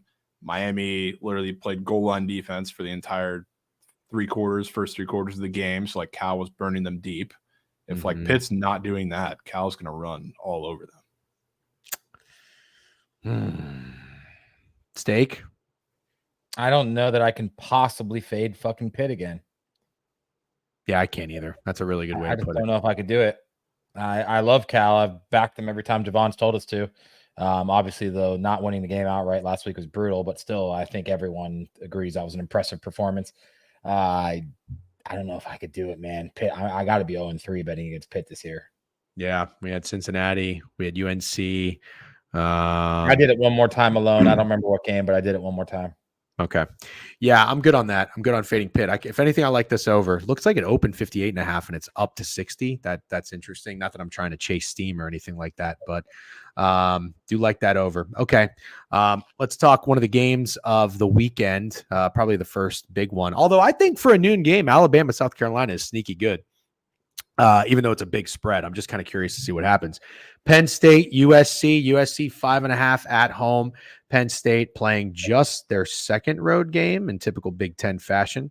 Let's see. Have they had their bye week? No, they haven't. So this is 1, 2. Yes, they have. Sorry. They had it after week 3. So 1, 2, 3, fourth game. That doesn't really matter anything in terms of rest. If anything, they're very rested. 3 games at home against Kent State. Illinois is not a cakewalk. UCLA is not very good, but they still they scored late, unfortunately, fucking that team total, which was brutal. But total here at 50. USC, in my opinion, is in a really, really tough spot. And I think they're in a tough spot because they're playing their 4th Big Ten opponent when they're not used to playing Big Ten opponents. Not to mention they started the year on a neutral against LSU. I just don't think this is a really good spot for USC. I lean Penn State in this game. I think your average person would probably want to take USC with the points. I don't know that anybody's believing in Penn State. And Penn State on their only road game, as we mentioned, against West Virginia, they did cover that 7.5 spread, although it was a little wacky because there was a weather delay. So I don't know if we're putting too much stock in that. From an X's and O's standpoint, I don't really know what I can tell you other than maybe Penn State's defense shows up and they control the clock. This would be a Nick Singleton game. If I had to pinpoint anything, we can't bet player props in New York, but that's probably what I would focus on. Steak, you're a USC guy. We hate Penn State. What do you think you're going to do in this game? And go around the horn. I got to take a quick piss. I'm going to take USC. I think me and you both, Javon, were pretty sold on Minnesota spread last week. I didn't actually think they were going to win outright, and I don't think they should have, but they did pretty much what we expected them to, which was run the ball, control the line of scrimmage and time of possession. Call me crazy, but I actually kind of see this game being more like the LSU game I think Drew Aller and Penn State will put up some points. I could see a little bit more of a shootout. I'm not saying, I guess technically 29-27 or whatever the USC-Minnesota game could be called a shootout, but I don't think I'm calling any Minnesota game a shootout. I believe that Miller Moss balls in this game, and I think you get a lot of points. I saw someone said the under. I don't personally like that. I actually think you maybe get one of Penn State and USC's best offensive performances of the season. And I'm going USC with the points, and I think it'll be a close game. I'm not sure if they get to the outright W, but I like USC plus 5.5. Yeah. I have here's my thing with this week. And this is from, I don't know, last week it was kind of generally regarded one of the most mid slates of the college football season. And there are a lot of upsets, crazy games. I feel like in the obvious spots for the upsets to happen, I don't know that I want to lean into those too much this week. Just kind of a gut feeling or whatever. But I'm also number one Penn State hater, Drew Aller hater. I kind of have a really bad feeling that he's about to torch this defense. So I do kind of agree with you on points, but I really do not want to fade Penn State because I have a really horrendous feeling about it. Fair. Yeah, I think that's more than fair. I'll say this. I know smart people that like Penn State. Okay, what do the dumb people like? Well, I like USC. Yeah, but for the most part, I have to say, I feel like you've got a pretty good read on USC. Before I talked you off of it, or maybe I didn't talk you off of it. You just didn't tweet about it, but you liked USC against LSU. You just said you liked Minnesota, so you've got a pretty good pulse on this team. I don't like Penn State. I don't like James Franklin. I just think they're going to get up for this game, but maybe USC does too. I don't know. Did you say what makes him get up for this game? I guess is my what does James Franklin get up for? Because he doesn't get up to play Michigan and Ohio State ever. He gets up for the big games that are against everybody else because those are the ones he has to win. There you go. I think that he's not ready for how good Miller Moss is. I really do. I think he's gonna have a big ass game. But also it would be so funny if Penn State beat the fuck out of USC and then got killed to Ohio State again, just in typical James Franklin That would just be normal. Yeah. Yeah, that would just be what always happens every year. But it would be funny because the timing of the schedule and the opponents, Penn State fans start believing. You know, what would they be ranked? What would Penn State be ranked if they beat USC by 14? What would this matchup be if USC beat Minnesota? That would be it would be really good. USC be top 10? I don't know. Close. Yeah, because they did. They did almost. I mean, they remember when Javon nailed it with Texas A&M being bumped into the top 25, so we could have a top 25 matchup. They would have fucking bumped USC to number 10 just to get this top 10 matchup in the Big Ten. I guess you're right. I personally don't mind from a football fan. I don't mind that USC just lost because I think if anything, that's going to bring out an even better performance from them in Miller Moss. So I'm looking forward to it. Mizzou lost next, I don't know. You guys are talking to each other. All right. Any final thoughts on that? Did you guys say you like points? I forgot. Yeah. Yes. All right. I can get down with that. I hate that I kind of see a good game from Penn State's offense. Purdue and Illinois. I got to tell you, I don't think the spread is big enough. That would be my thought. 19.5 for Illinois. Purdue is absolutely terrible. I'm not touching it. Do you guys have any thoughts on this? Not too much. Sounds like no. Maybe kind of a high total if that line's going to be that short. 49.5. Yeah. Is Purdue involved? Purdue is fucking terrible. They're really bad. Purdue is really bad. Yeah. Okay. I'll give you that. Especially because Illinois is 1-4 to the over. All right. Texas, Oklahoma, also Illinois. I believe they only scored one touchdown last week. Same with our boys, Iowa. So maybe they have a better bounce back showing at home offensively. Texas, Oklahoma, 14.5 point favorites. I think it's the Sooners. And I don't know that I have a really good explanation as to why. Total 50.5 here. Maybe they're a trendy dog. It is a neutral. No Jackson Arnold. I think it's going to be the Oklahoma backup again. Did he fare pretty well against that game in Auburn that they won on the road? Let's see. That was a gritty win, not one they deserved. Really. He didn't play very well. By a game-winning pick six. They won by a game-winning pick six. You are absolutely correct. That is what happened. He made a couple cool plays with his legs and was just like okay, but he didn't do anything to win that game. Okay. Let's see. Oh, Michael Hawkins. Oh, wow. He opened the game with a 48-yard touchdown run. Wow. Oh, my God. Oklahoma only had 11 first downs. Jesus Christ. He was 10 for 15, 160 yards, 69 yards rushing and a touchdown. No interceptions. No fumbles. Wow. Oklahoma played a clean game. No turnovers. All right. We'll switch it up. Javon, do you have any thoughts on, I know you're pretty tapped into Texas football. What do you think about this game? I have conflicting thoughts because one of the things I very religiously have done last couple of years, but especially this year in college football, if you get a new starting quarterback and they get their first, start, or it's their first just appearance after they first come into the game, whether it's them starting or coming in and they have a good performance somewhat and like they win the game, I like to fade them the next time out, which would kind of fit for Michael Hawkins. But I have been very, very tapped into some of the Texas fans, and they're correct about doing this the first time in Michigan. But the Texas ladders are out, and I like to fade fans with very irrational confidence about their teams, especially when they said the same thing last year about this game, and we saw how that ended. So I do think it's a close game, probably not with points, because Oklahoma's defense is going to have to lock in to keep them close. So I do lean their way. And Arch Manning is playing this game, isn't that correct? No. Quinn's back. Supposed to be back. Interesting. Crutch says Thunder under. No, Quinn. Wow. All right, Steak, where's your head at for this game? My favorite play is the under. And really? Yeah, Crutch actually brought it to my attention beginning of the week. It's definitely my favorite play. Javon kind of nailed it because I do like Oklahoma. And you're picturing it without using your football brain at all. You're like, yeah, Oklahoma stays close because they're going to fucking keep up with the scoring. No, they're not. If you're expecting this Oklahoma team with Brent Venables and Michael Hawkins to stay in and shoot out with Texas, I'd just question that if you've watched any football this year. I think the way Oklahoma covers the spread is by the game going under. So I like the under more than Oklahoma spread, but I also do like Oklahoma spread. Also fade the Baker play. You want to tell them about that? Oh, yes. Okay. So quick story.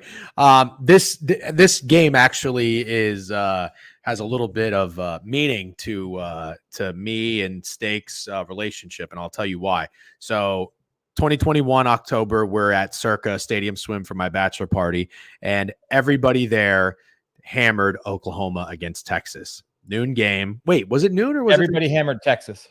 No. We all had Oklahoma. Are you kidding me? We took Oklahoma, but everybody at Circa had Texas. Okay, sure. I forgot that little bit of context. At the pool, at Stadium Swim, Javon, you've been to Stadium Swim. Yeah. We got a little area. Everybody had Texas that game. I don't even remember the line being like contrarian or whatever. Maybe it was. And we all bet Oklahoma. If you remember that game, Texas got out to, I think, like a 21-3 lead, 24-3, something like that. It was a miserable start. That's what Spencer Rattler was the quarterback at Oklahoma, and he fucking sucked. In comes Caleb Williams, and Caleb Williams was phenomenal. And Oklahoma comes roaring back. And all you see is everybody at the pool going from popping champagne to misery, while us group of fucking 8 morons are over here having a grand all time doing fucking front flips and somersaults into the pool. So it was a great experience. It was a great time. Well, fast forward now 3 years later, we are all going to be together watching. For the most part, just about everybody that was there then is going to be together now watching this game. So if you believe in destiny and in history repeating itself, you probably want to check yourself before fading Texas. We're going to be watching this game, and one of my friends who is coming, he has a significant amount of money that he is depositing into DraftKings. He had to wire it. And the person at the bank says, what's the reasoning for wiring this money? And he says, put a degenerate day of gambling. And the banker laughs, ha, ha, ha. And he goes, by the way, it's Texas with the points. So he tells us this story, and we immediately ask, okay, was this guy a fade? Well, we found him on LinkedIn. And we say all that. Well, what do you want me to tell you? We studied his picture. This guy looks like Primer 101. Primer 101 of bankers and Texas Longhorn football. Total fade, in our opinion. Destiny matters. History repeats itself. I think it's Oklahoma for that reason and that reason alone. Not only with the points, I think it's Oklahoma outright. And I actually love what you just said about Quinn Ewers coming back in, because I think this fucks up all kind of juju that you got going on for the Texas Longhorns. Do you not think that might be a little bit of a reason to fade Texas here if they are going from Arch back to Quinn? Not that Quinn did anything wrong. Quinn's good. He deserves to be the starter. Couldn't that throw you off a little bit? Yes or no? Yeah, just might. I'll say this too. There's a singular reasonable Texas fan that I know, and he sent me something yesterday morning that I can't stop thinking about. He was saying he was a little scared because Brent Venables has been gassing up Texas in the media all week so far, saying they have no weaknesses, that they're the greatest team they've had in a long time. And the last time Brent Venables did that, you know what it was? Oh, no. It was in that championship game against Alabama where they beat the shit out of Alabama. It was like 40-16. The last time he did that. At Clemson, yeah, man, that's crazy. That's Dude. I don't need to hear anything else. I am going to be on Oklahoma money line. I am. And I like the under. And if you could take it, if you could take special teams touchdown in this game, I would do it. I would absolutely do it. Hold on. Let me see if I can find this video. It'd be hilarious if I could. Oh, you have to Prime. You have to collab with Prime. I will collab with Prime. Yeah. Otherwise, it's bad juju. No, I don't see the video, but I'll have to repost it a little bit later. Okay. We can move on from that game. I'm sure Prime is happy to hear we are going to be collabing with Prime. You collabed with Prime recently, right? And that went pretty well. Yeah. We're undefeated in collabs. Awesome. I gotta say too, something that I've been kind of quietly keeping track of. The lines that are like around 2 touchdowns, like 13, even like call like 13 to like 17. Arkansas, Colorado, UCF. I even want to throw like Clemson in there because they didn't cover the closing line. Like, right. There's a lot of weird shit that happens. There's another one that I guess I want to hear Steak's opinion on that we can talk about in a second. But okay, weird shit's been happening in those games. All right, 11:30. We'll keep tempo and pace crispy. I think we're doing an okay job in the 3:30 slate. San Jose State, Colorado State. Does anybody have a play in this one? I don't know these teams well enough. You do. Steak, go ahead. Yeah, sorry, Javon, but I hope you agree. This is probably the spot to fade San Jose State potentially. Yeah, sure looking like the spot to fade San Jose State. Okay, so they're 4-1 ATS. They're 4-1 straight up. The only loss at Washington State in overtime. They did just fail to cover their first spread, though, -7. They only beat Nevada by 4. Meanwhile, Colorado State is horrible. 2-3.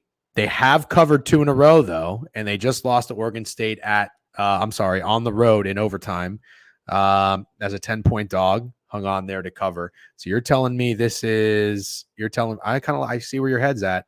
You're telling me this is Colorado State. And Javon, did I hear you say you agree? Yeah, I do. I'm a pretty big San Jose State fan. They've made me some coin this year betting them, and they have a sneaky one of the best wide receivers in college football. But the fact they're only -1 is crazy. San Jose State has one of the best receivers in college football? Yeah, Nick Nash. Oh, I've heard the name. Yeah, for whatever reason, I wasn't familiar with what team he was on. That's a great name, by the way. Okay. All right, fair enough. Let's go over to Louisville and Virginia. And how about my SMU Mustangs doing the Lord's work last week? Steak, I'm sorry if you put money on Louisville. I did. No, I'm sorry. I don't mean to rub it in on you then. That's okay. Go ahead. Just to remind people, my largest future plays are under Oklahoma State, 8.5 wins, under Louisville, 8.5 wins. And I got to tell you, even after Louisville lost to Notre Dame, I would have cashed out of that bet if I would have gotten a decent offer because they looked pretty fucking good. I needed SMU so bad. So I remember you both were leaning Louisville, and which I respected the reasoning and whatnot. But then Javon, I texted you. Actually, I texted both of you. Yeah, you're the only reason I did not place that bet, so thank you. You're welcome. So I was listening to Cover 3, and I told you guys the good news and the bad news. The good news was everybody on the Cover 3 podcast liked Missouri, including a Missouri beat writer. I always love that. Missouri beat writer was all like, they're going to go in. They're going to probably win 27-21, defense will this, defense will that, whatever. I didn't get there with Texas A&M. Steak, you wanted it in the newsletter. That's my bad. But then I couldn't believe this. With Louisville and SMU, they all said, I don't trust SMU's defense. Louisville in a bounce back spot, and Louisville loses outright. Could this be the demise of the Louisville Cardinal?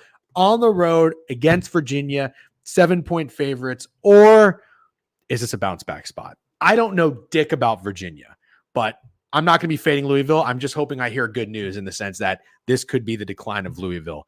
We'll switch it up. Javon, do you have any thoughts in this game? Not too many. I mean, it's the same line as last week, just about. So, I mean, I would automatically lean back to Louisville, especially when UVA ended up being weirdly favored at home against Boston College last week, and they pulled out a miracle win in that game. Wow. That was a lot closer than I guess the final score would show you, because they were trailing a part of that game, I think, and a lot of weird shit happened. And I don't know. I feel like the UVA party might come to an end.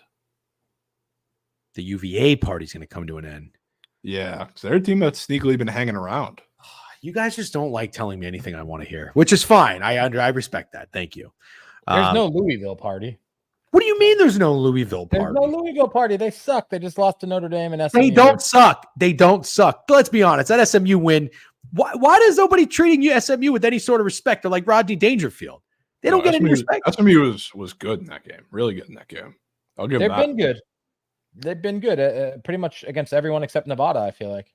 But I just don't like how you're acting like this future of mine is already cashing because no, I didn't act like that. But you said like, it's just there's nobody's high on Louisville right now. That's all I'm saying. Okay, all right, that's a fair point. Yes. Okay, so no real thoughts on that game. No lean on that game. We can keep moving. San Diego State and Wyoming is kind of an interesting one. Wyoming is dog shit. Is 2.5. San Diego State is too. Yeah, San Diego State's really bad. Then you know what? This could be like UNC Pitt with that short home dog like that, which just somehow feels like it has all the opportunities to cover and just doesn't come through. I'm going to stay off this game. Do you guys have anything? No. Okay. No. Memphis USF, talking about a party being over. Is the USF Bull party over? It probably is. Memphis on the road, -7.5. Feels like a lot of points. USF, are they... Let's see. Are they coming off of a bye? Yeah, they are after getting their dick kicked in back-to-back I weeks. still don't know if Byron Brown is like playing, because I don't know. I don't think that's cooked into the line yet if he's not playing, but they haven't given like a single injury update, and there was a bye week in between him getting hurt in the last game and now. So I feel like that's not very good, if I had to guess. Okay. Steak, any thoughts on this? Just that Tampa might get absolutely fucking wrecked by this hurricane. So don't even know like if the game's going to happen. But I do think the party's completely over for USF, regardless of who plays quarterback. I think that one feisty win, I'm sorry, not a win. That one feisty performance against Alabama sticks in everyone's head. And the fact that everyone was really excited about Brown, but overall USF is not good at all. And I would probably lean Memphis. Okay. Yeah, good point about the hurricane. Probably not point at even talking too much about that game. Hope everybody stays safe though. Cincinnati USF, man, oh man. We were dead wrong on UCF last week at Florida. I got to tell you though, I love that line. I love that play. I even considered making UCF a 2-unit play. But the one thing keeping me off was that the Florida Gators twice already that season had been home dogs and they got their ass kicked. And I felt like I would maybe getting a little bit greedy to expect it to happen a third time. Maybe Florida got right after that performance at Mississippi State, or is UCF just not those dudes? I don't know. I mean, KJ Jefferson, RJ Harvey, would they have fucking 3 points for 3 quarters in the swamp against the Gators? I didn't watch any of the game, but now they're at home against Cincinnati -3. I don't like that spread. But then again, what can you make UCF? They still probably get some line respect. Cincinnati was a 5.5 win total team. UCF was a 7.5 win total team. At the end of the day, I guess it's the right line. I kind of hate it. I hope Cincinnati pulls this one out. Jovan, we'll start with you. Do you have any thoughts on this game? Yeah, I'll be taking Cincy again, assuming the game happens. Because right, I think I maybe texted you this, but like UCF's got guys like entering the portal now, keeping their eligibility. Like, That's right. This feels very similar, like when Oklahoma State that one season, I think it was 2 years ago, like everybody started like kind of leaving the program and everybody was kind of done and fed up and nobody's really buying it anymore. Kind of feels like that game. It's also the fact that like UCF Cincy has a pretty good run defense. So like they're going to make KJ Jefferson throw the ball. Can KJ Jefferson throw the ball? I will pay to find out because I don't think he can. I don't either. So I will be taking Cincy. It's also a very one-dimensional bye week or one-dimensional team playing a Cincy team that's coming off a bye week and had literally more bench players playing than starters come the end of the Texas Tech game. They're all healthy now, except for one. So I'll buy it. Steak. So if I win against Javon in any game this week, it would probably be this one. Yeah. I don't know. It's just really gross. A full 3-point favorite after fucking getting torched as 14.5-point favorites at home 2 weeks ago, and then putting up an embarrassing performance against the Gators when, like, I live here, man. I know so many UCF fans. The Gators could be 0 for 30 in their last 30, and UCF still would have treated this game like the Super Bowl because they care so much. And the team did not fucking care at all. So I don't know how UCF's even a favorite in this game. I understand everything you both said. I know since he's a 5.5 win total team that no one was that high on, but honestly, they've outperformed expectations for the most part this year. And I can't believe UCF's a 3-point favorite. And I certainly can't believe anybody would be dying to back them again. So if you force me to bet this game, I'd be giving UCF one more shot. But you're not. I don't know yet. It's not. I haven't punched it in. I can tell you that. We're all going to be hanging out, hopefully, and we'll see how much booze is in my body. Okay, sounds good. NIU and Bowling Green. Anybody got anything on that game? If not, I'll keep scrolling. No. Nope. Old Dominion, Georgia State. Okay, then we got the Irish game of the afternoon. I'm just kidding. Irish and Stanford. Stanford. I'll go ahead and toot my horn. Did I not nail Virginia Tech last week or what? Remember what I told you? They might be road warriors. And also it's kind of just a bad spot for Stanford being on the East Coast because they stayed fair. Not to take credit away from you, but the backup quarterback did play for Stanford, and he is Taysom Hill at best. Literally cannot throw the ball. Okay, that is fair enough. I had no idea. Did the starter get hurt? He got hurt. He was hurt going into the game. Yeah, he was kind of hurt coming into the game. It was a little assumed that he would play, but if he plays against Notre Dame, they're not scoring a point. Not a single point. That's what I wanted to hear. I feel like this could be a game. I mean, look, Notre Dame is a team that, so you see this stretch right here, 1, 2, 3, 4, 5 games in 5 weeks with one really bad loss in between. And also just an offense that really hasn't looked that good despite scoring 66 points against Purdue and 31 against Louisville. Like, the passing game is not there. And in college football, unless you're fucking Army or Navy, you have to be able to pass the football. I think this bye week was massive for them. One of their stud defensive players, Javon, I don't know, you follow the team, I feel like, but I fucking forget his name, Corte or something, tore his ACL and he's out for the season, which sucks because their defense is nasty. But I still don't love the play calling. I am concerned about Riley Leonard, but I still trust the defense, and Stanford sucks. And Notre Dame's going to get up for this game because it's Stanford. And it's a home game, and they've already dropped one. Stanford team total under, game under, Notre Dame to smack them around. Do you guys like anything in it or no? I would say if we're getting the backup again, they're not scoring. Yeah. But if Ashton Daniels does play, might have to take Stanford. Okay. Jake, Steak doesn't sound like you really like anything in that game, so we'll move on. Lean Notre Dame, though. Arizona, BYU, what a great game. Arizona, I believe, they just beat Utah outright. I want to say they did. Texas Tech. Oh yeah, but before that, they beat Utah, yeah. Yep, beat Utah, followed up by losing to Texas Tech. Man, Texas Tech is fucking for real this year, huh? So they're on the road playing BYU. Man, oh man, can BYU keep getting away with it? And I don't mean getting away with it as in like anything fluky is really happening, at least to my knowledge. But that was a fucking great win. They got into their bye week. They're 5-0. They're a team I just don't want to fade. Total 49.5. Looks like, I mean, if this consensus means anything, everybody's probably going to be on BYU. My only thing would be if you're BYU's defense, you needed that week of rest, I think, to retool and because you've been playing your ass off. But Baylor certainly exposed them a little bit. And I don't know. Arizona's got some athletes. They got a passing attack. Steak, what do you think about BYU -5, total 49.5? I think BYU -5. Is BYU finally getting line respect? That's pretty respectful line, right? Well, against Arizona? Yes. I can tell you this. It's the first time they're a favorite against a team worth of shit. They have been 9.5 against Wyoming and 16.5 against Southern Indiana, Illinois. I don't know, whatever. But SMU, Kansas State, Baylor, underdogs against all of them. So they played at Baylor, and what was the line? Baylor -3. -5 is a lot of respect, I feel like.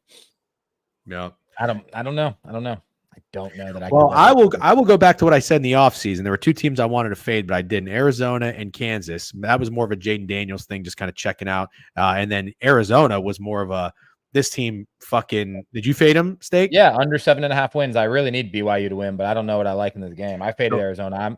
They didn't fool me, K-Sab. I agree with you. I just think they got a flashy quarterback and receiver. So they were just a team that were winning or covering every game last year, and then their win total was 7.5. And I know they lost their head coach, but they still returned the stud quarterback and wide receiver. So I'm going to go back to thinking what I thought in the offseason because I hate when I forget that sometimes and I lose a unit. I'm going to say it's BYU or nothing here. Javon, do you agree or disagree? Yeah. I don't know if I'm going to play it because I really want to fade the shit out of Oklahoma State next week with BYU in a Friday night game. But I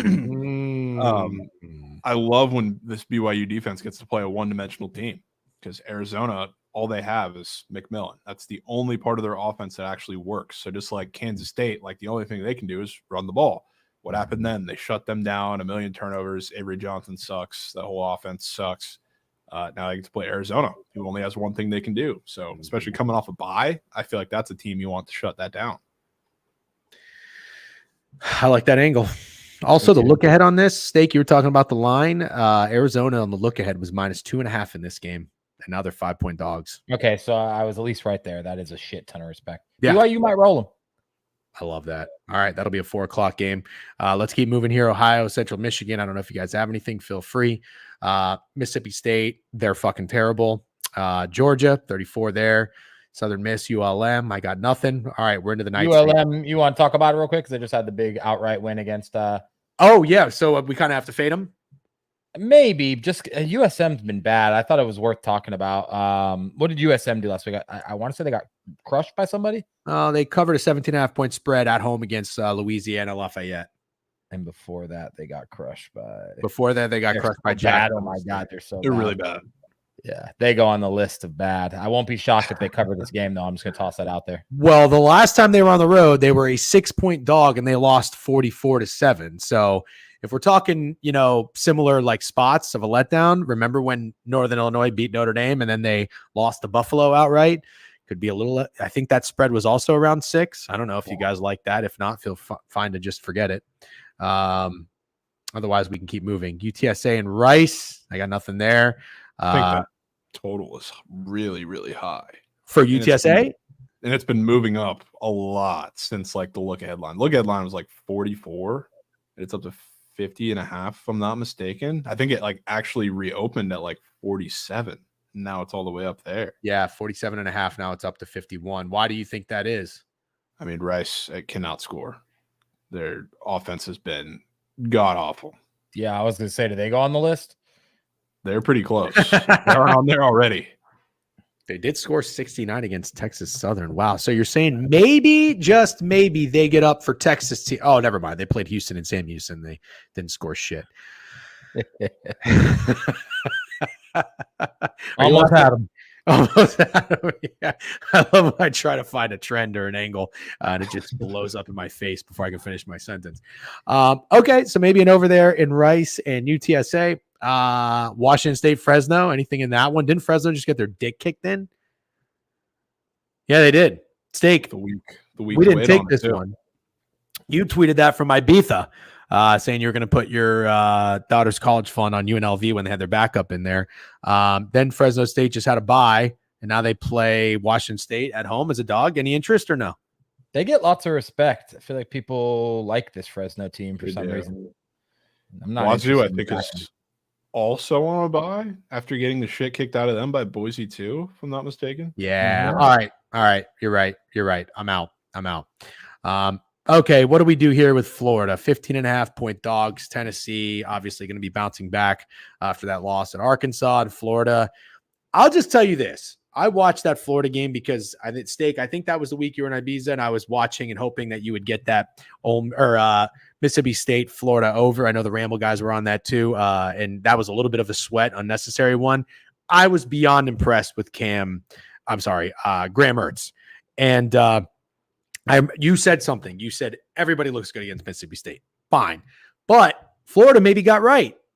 They scored 30 something against UCF. I don't know how Graham played, but is Florida maybe, just maybe, I'm not saying that they can win this game or cover this game, but is No, that off?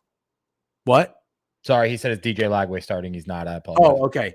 Is their offense figuring it out? And if so, what I'm leaning at is I might want to get involved with this over 55.5, especially after a game where Tennessee's offense didn't do dick. So that's my 2 cents. What do you say coming from a Gator fan? So I mentioned this last week. With how bad the Gators have been, they've won like 27 out of the last 30 games they've played against Tennessee. They beat them last year in the Swamp badly as big underdogs. There's just something about Tennessee. They can't play the Gators.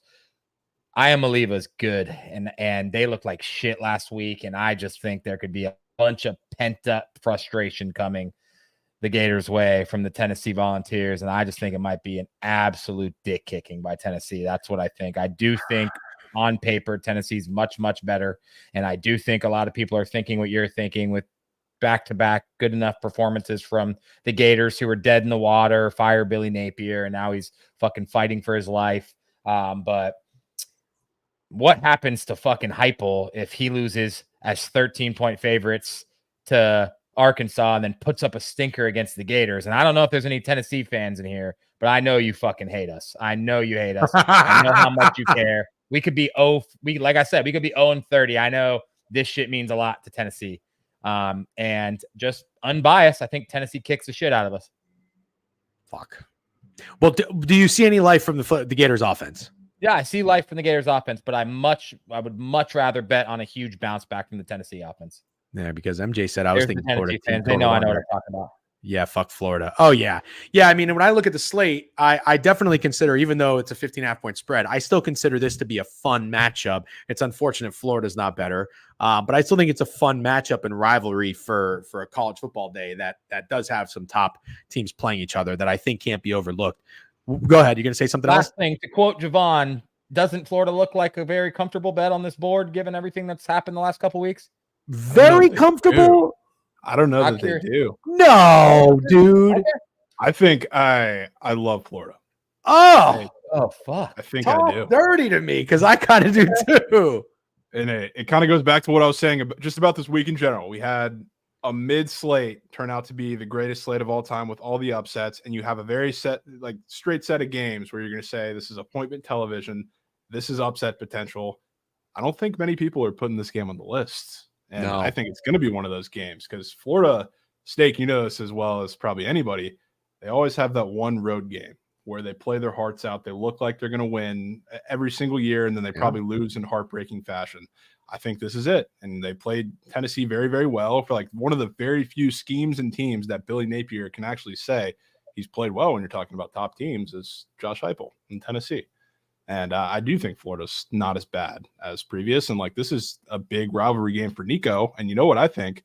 A, I don't think Nico's that guy, but B, the pressure's on in this game for Tennessee because they just lost outright to Arkansas as big favorites on the road, granted. Mm-hmm. But now you have a game where you think you have to be perfect and get everything right before you go and play Alabama next week. So I feel like that is pressure on against a Florida team who they just got their couple of wins. Like, you still got Billy coaching for his job, but nobody expecting them to compete in this game. So, like, I feel like they come in and wreck shit and make this game close. I feel like they take an early lead. It looks like they're controlling the game early on, and they probably lose in super crazy Florida fashion, just like the Missouri game last week. I think you both make very good points for what it's worth. I think I lean towards what Javon's saying. Somebody said potential look-ahead spot for Tennessee with Bama coming up. I do not agree with that at all as being a look-ahead spot. You can't after you just lost Arkansas. Let me just tell you, I just want to reiterate once again, this is not a look-ahead game for Tennessee, bro. They hate the Florida Gators. Yep. No, you emphasize that. They're not looking ahead. I think the fact that they're playing Florida after an upset where they have to win, they have to get themselves together before playing Bama. I think the pressure is on heavily, which is why I want to take Florida. If you call this a look-ahead spot, you don't understand the rivalry. Yeah. I also agree with what Aloha Bets is saying. Aloha, you've been dialed in today. I think you've been on point. I agree. Nico, our best bet, or my best bet that you all co-signed, was that under in that Oklahoma-Tennessee game. kudos to Venables and that Oklahoma defense, but I don't think Nico really made that many plays in that game. He didn't wow me, and then I was expecting him to turn it around and have that big performance in Arkansas. It didn't happen again. I think the fucking Gators are getting a little bit of confidence here, and I agree. I think they come in and make it spicy, not saying they win the game at all. I like the over. I think Florida's offense is going to put up some points, and there is pressure on Nico and the Tennessee Vols to get to score as well. So I'm going to be on this over. Let's see what it is, 55.5. I don't know. You want me to wear my Gators jersey to T-squared if I make it? Well, I'm going to be wearing a Notre Dame jersey. And I know like we're old and jerseys aren't that cool anymore, but yeah, maybe wear your Gators jersey, but like wear another shirt underneath. Okay. I'm not a shirt under a jersey guy. Well, just bring one then. You could just go in the bathroom. What do you mean if you make it? The Hurricane's gone Thursday night. We'll see, bro. We'll see. Yeah, I know. You're right. All right. Anyways, let's keep it moving. Air Force in New Mexico. I got nothing in this game. Do you guys have anything? 6.5 point favorites? Nope. All right. Arkansas State. We love us some Arkansas State. They made our card last week, I think, right? Didn't they make our card? Yeah, they made our card. +3, baby. Yep, +3. They also made our card. Right. We faded them with Iowa State. Now they're 14.5 point dogs in Texas State. I want nothing to do with them, nor do I want anything to do with North Texas and Florida Atlantic. If you guys do, feel free. High total for Arkansas State. I feel like should mention it. I would seal. That's definitely in contention for your fade the most obvious over on the board for the week. Which one? Arkansas State, Texas State. Really? Yeah, I would say so. You think that's the most obvious over on the board? I think it's very close. Yeah. Really? I didn't think Arkansas State scores shit. Arkansas State. I mean, they play to their opponents. They play to their opponents. So, like, look at what Arkansas State does against other teams that actually score. So Iowa State put up 52. Like they played FCS Central Arkansas, and that game was 34-31. But they did just have a total of 62.5, and it ended at 34 points. Yeah, I mean, that's South Alabama for you. True. I got it. I've tailed both of those when you said that, and we hit both, so thank you. But I don't know if I agree with you here. I think there's probably a better one a little later, but I think that one, if you're talking about like group of 5 teams, that's probably the nameplate of it by far. Okay. Anything with FAU and North Texas. FAU is fucking terrible. No. Really okay. Yeah, they're awful. Tom Herman is a drunk, and I'm not saying he is. I think he's on some sort of pill. What's wrong, Snake? That's just such a funny stray to throw at Tom Herman. He's fucking drunk on pills. Did you not see his press conference when I was fading FAU? I watched his press conference. I think he talked like a drunk at a bar. Yeah, I didn't say you were wrong. It's just hilarious. Yeah. Well, it wasn't like super stray. Like I honed in on FAU after they fucked me in week 1. I think you should tweet that exact thing. I did. I tweeted a clip of it, and nobody acknowledged it. Got like 3 likes. I thought it was great. FAU is a good place to coach if you're a cokehead. Are you kidding me? It's a great. There's no place better, dude. South Florida, no expectations, small market. Anyways, nothing for App State, Louisiana, Lafayette. But here's the game. Oh, wow. Back-to-back 2 games right here. I wish they would have spread these out a little bit, but what are you going to do? Ohio State, Oregon. I'm very curious to hear your thoughts here. I'll finish it up because I do a lot of talking and take away talking points. Steak, you're a big Oregon guy. You got him to win the ship. You got Gabriel to win the Heisman. You got to think they win this game. Ohio State on the road, 3.5 point favorites, total 53. Tell me what you like. I like Oregon. I backed Oregon knowing that I would need them to win this game. Obviously, if I thought Oregon was going to lose to Ohio State, I wouldn't have bet all those futures. With that being said, I think it's pretty obvious Oregon is underperformed for pretty much every game this year. Maybe there's a few exceptions, I guess, if you're impressed by what they did against Boise, even though they gave up a bunch of points. I don't think anyone's high on Oregon. So it's the fact that I have all these Oregon futures and now they're ending up in a very, I'd say, fairly contrarian spot. Which is my style of betting. I would be insane not to hit Oregon here, right? Is Oregon in a contrarian spot? I'll let you guys decide. I kind of thought they were. Okay, I'll tell you later. Javon, what do you think about Ohio State, Oregon? I kind of lean Ohio State, but I don't think I'm going to get there, partially because, I mean, we have 2 -3.5 road favorites, and I think the one I want to take is in that other game, but I wouldn't mind this under in Ohio State, Oregon. I don't think Will Howard or Dylan Gabriel have shown me so far yet this season they can push the ball down the field, which is what you need. So I feel like this game is going to be a little more on the ground than I think people initially would think just looking at this game, and maybe a lot of red zone stalling out. So I kind of like this under. So, okay, I have some thoughts, and I'll tell you what they are. If you don't already remember, I was against Steak on the Oregon hype. I did not buy into them. I almost faded them, but I'm glad I didn't, because I like Dan Lanning. I like Dylan Gabriel. I want them to succeed, and I hate Ohio State. I hate Michigan more because I'm a Notre Dame fan, but I don't like Ryan Day, and I don't really care for Ohio State fans, to be honest with you. So I don't like Ohio State. I want them to get their ass kicked. Unfortunately, I got to tell you, I think taking the points with Oregon here feels like the comfortable side. I think if it was maybe a little bit shorter, I think 3.5 with a team like Oregon feels like, not going to say public, but I don't know that anybody is going to feel that good about Ohio State.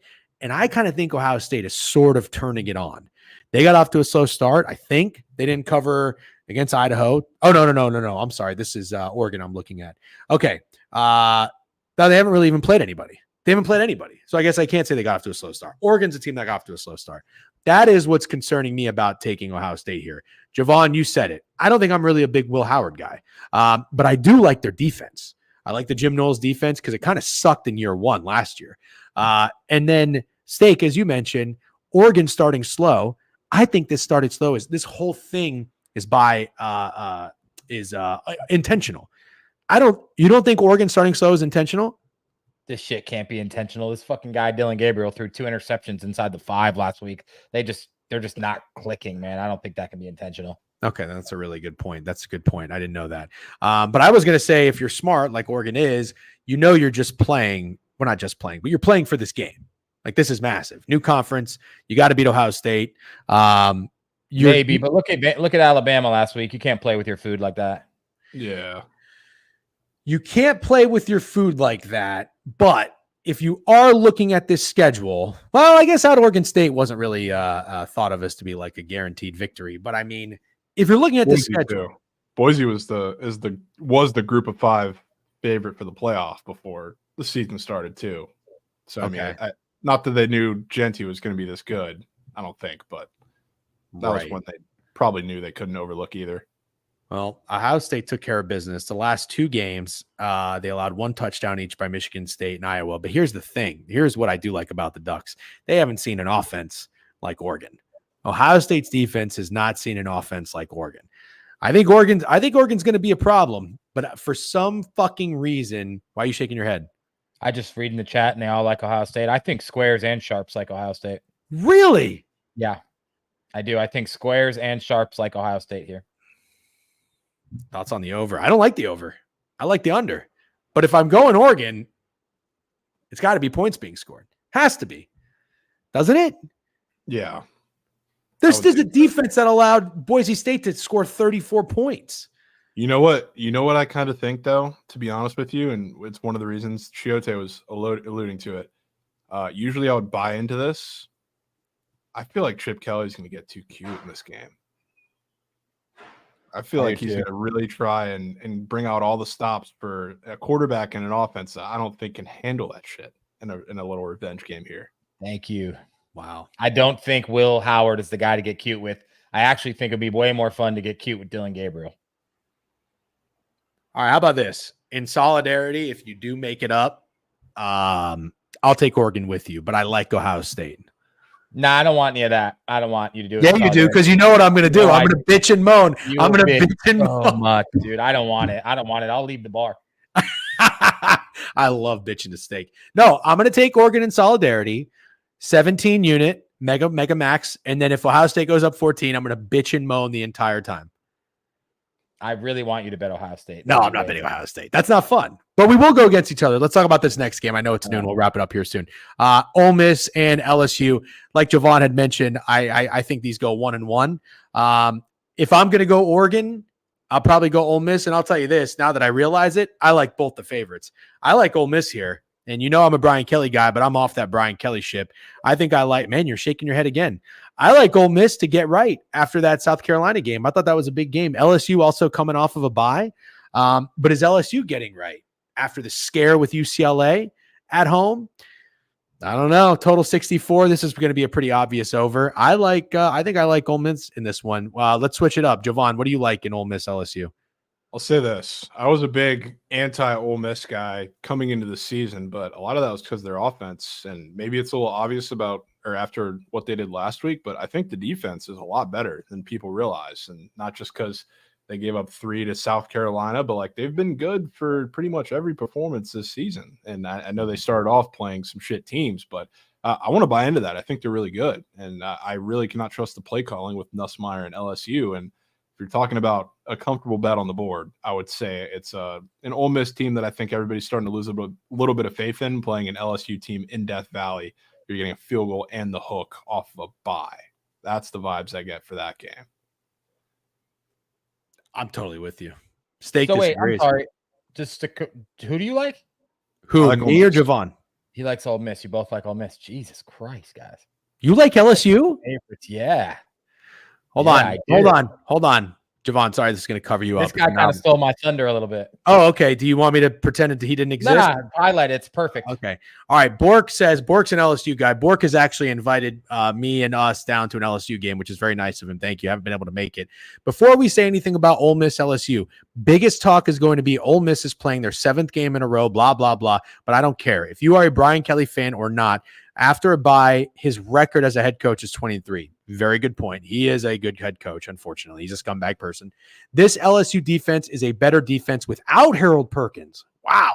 Before the South Alabama game, I was all for Ole Miss scoring 60 points. Death Valley is celebrating 100 years on Saturday.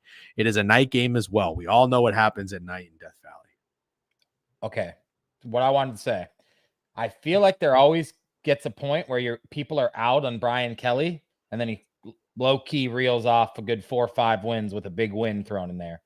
And I kind of don't think that many people are giving LSU a chance. And maybe I'm the asshole fading Ole Miss again for the 3rd week in a row. So maybe I'm just not fully buying into Ole Miss. I see a lot of people like Crutch saying this is an obvious over. I agree. I actually kind of still think it's going over.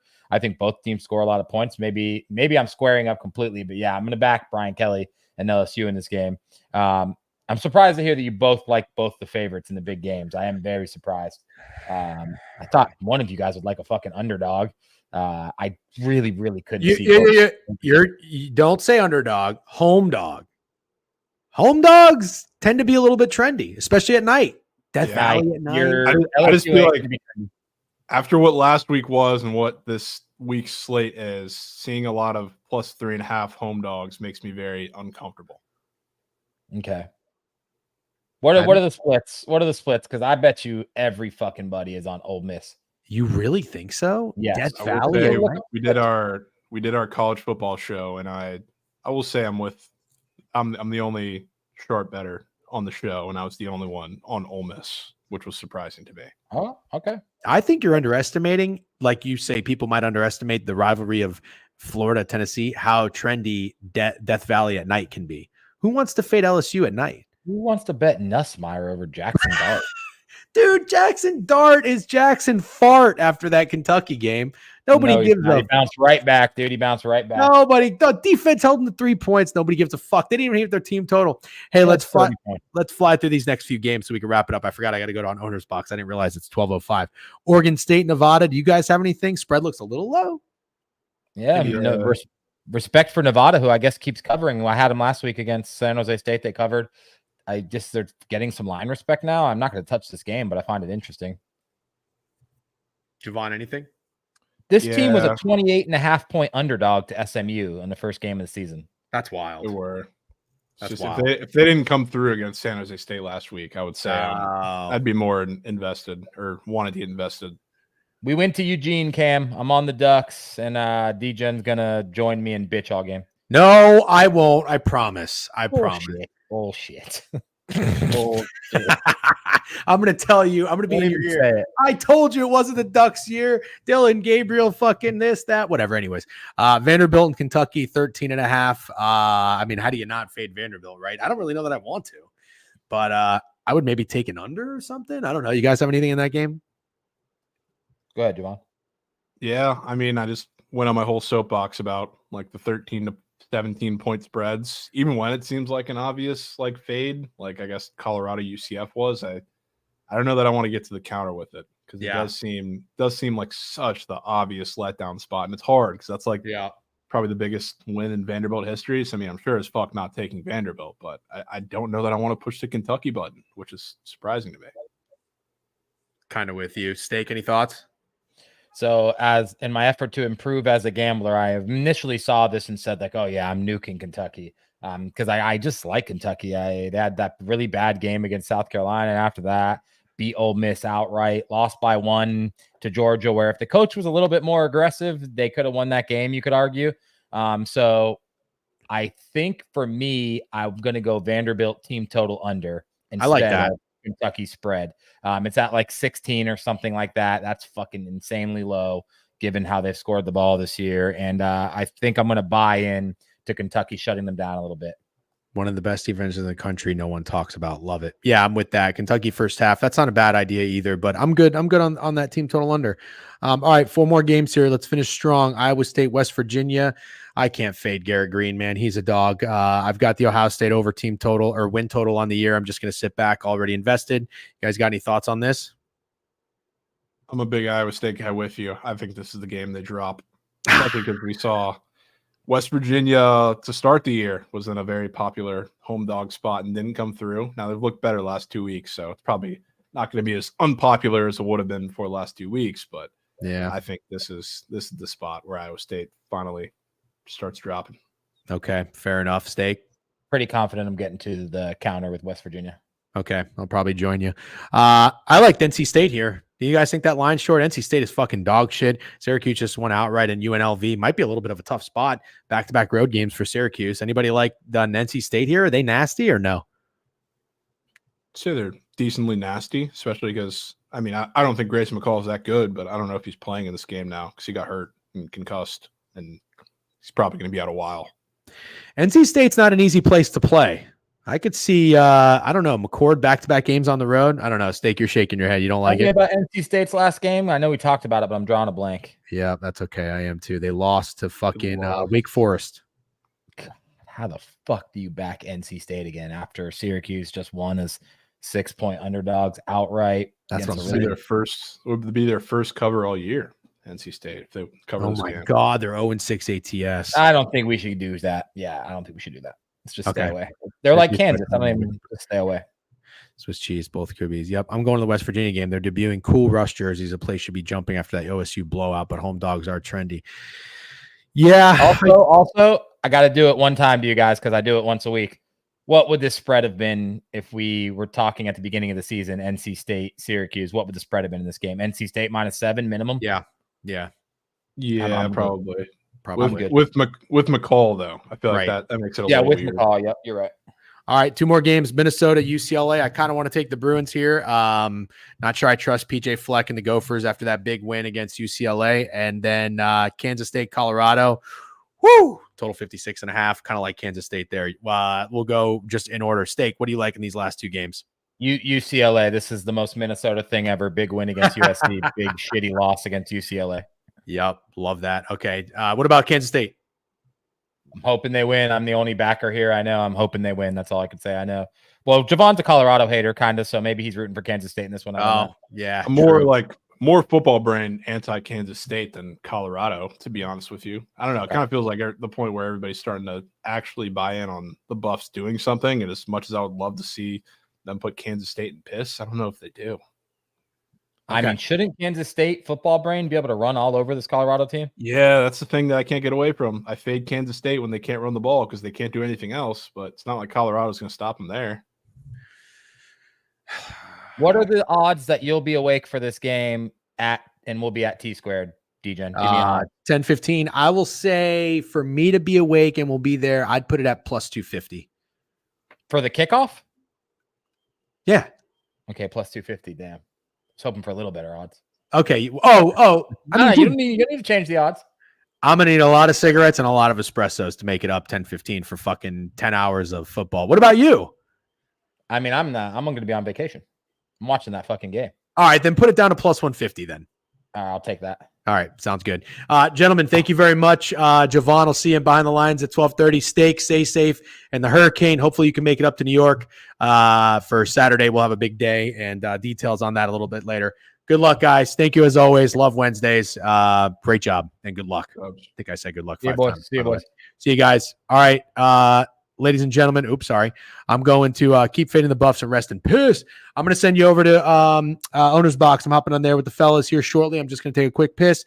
Thank you for all the sub banks, by the way. I know I think I thanked everybody, but just in case I didn't, Shamway, Aloha, Crutch, Kitch, Fuzzy, got everybody else early in the stream. Lowick K with a new follow. We just ended board review every weekday, 10:30 a.m. Sometimes we start earlier. All right, head on over to Owner's Box. Say what's up to the fellas and let them know I will be right in. Please, I'm just going to take a quick piss. Thank you to Javon and Steak. We will have our plays, by the way, officially out Friday. College football has been great. Don't forget, subscribe to the newsletter, thedegenerateweekly.com. We will be out Friday morning. College football has been good. NFL's been a bitch. We got to get right in the NFL. Join the raid. I'm going to send you over to Owner's Box. And again, tell them I'm taking a piss and I will be in shortly. All right, guys, have a great day. Thanks for hanging out. Peace.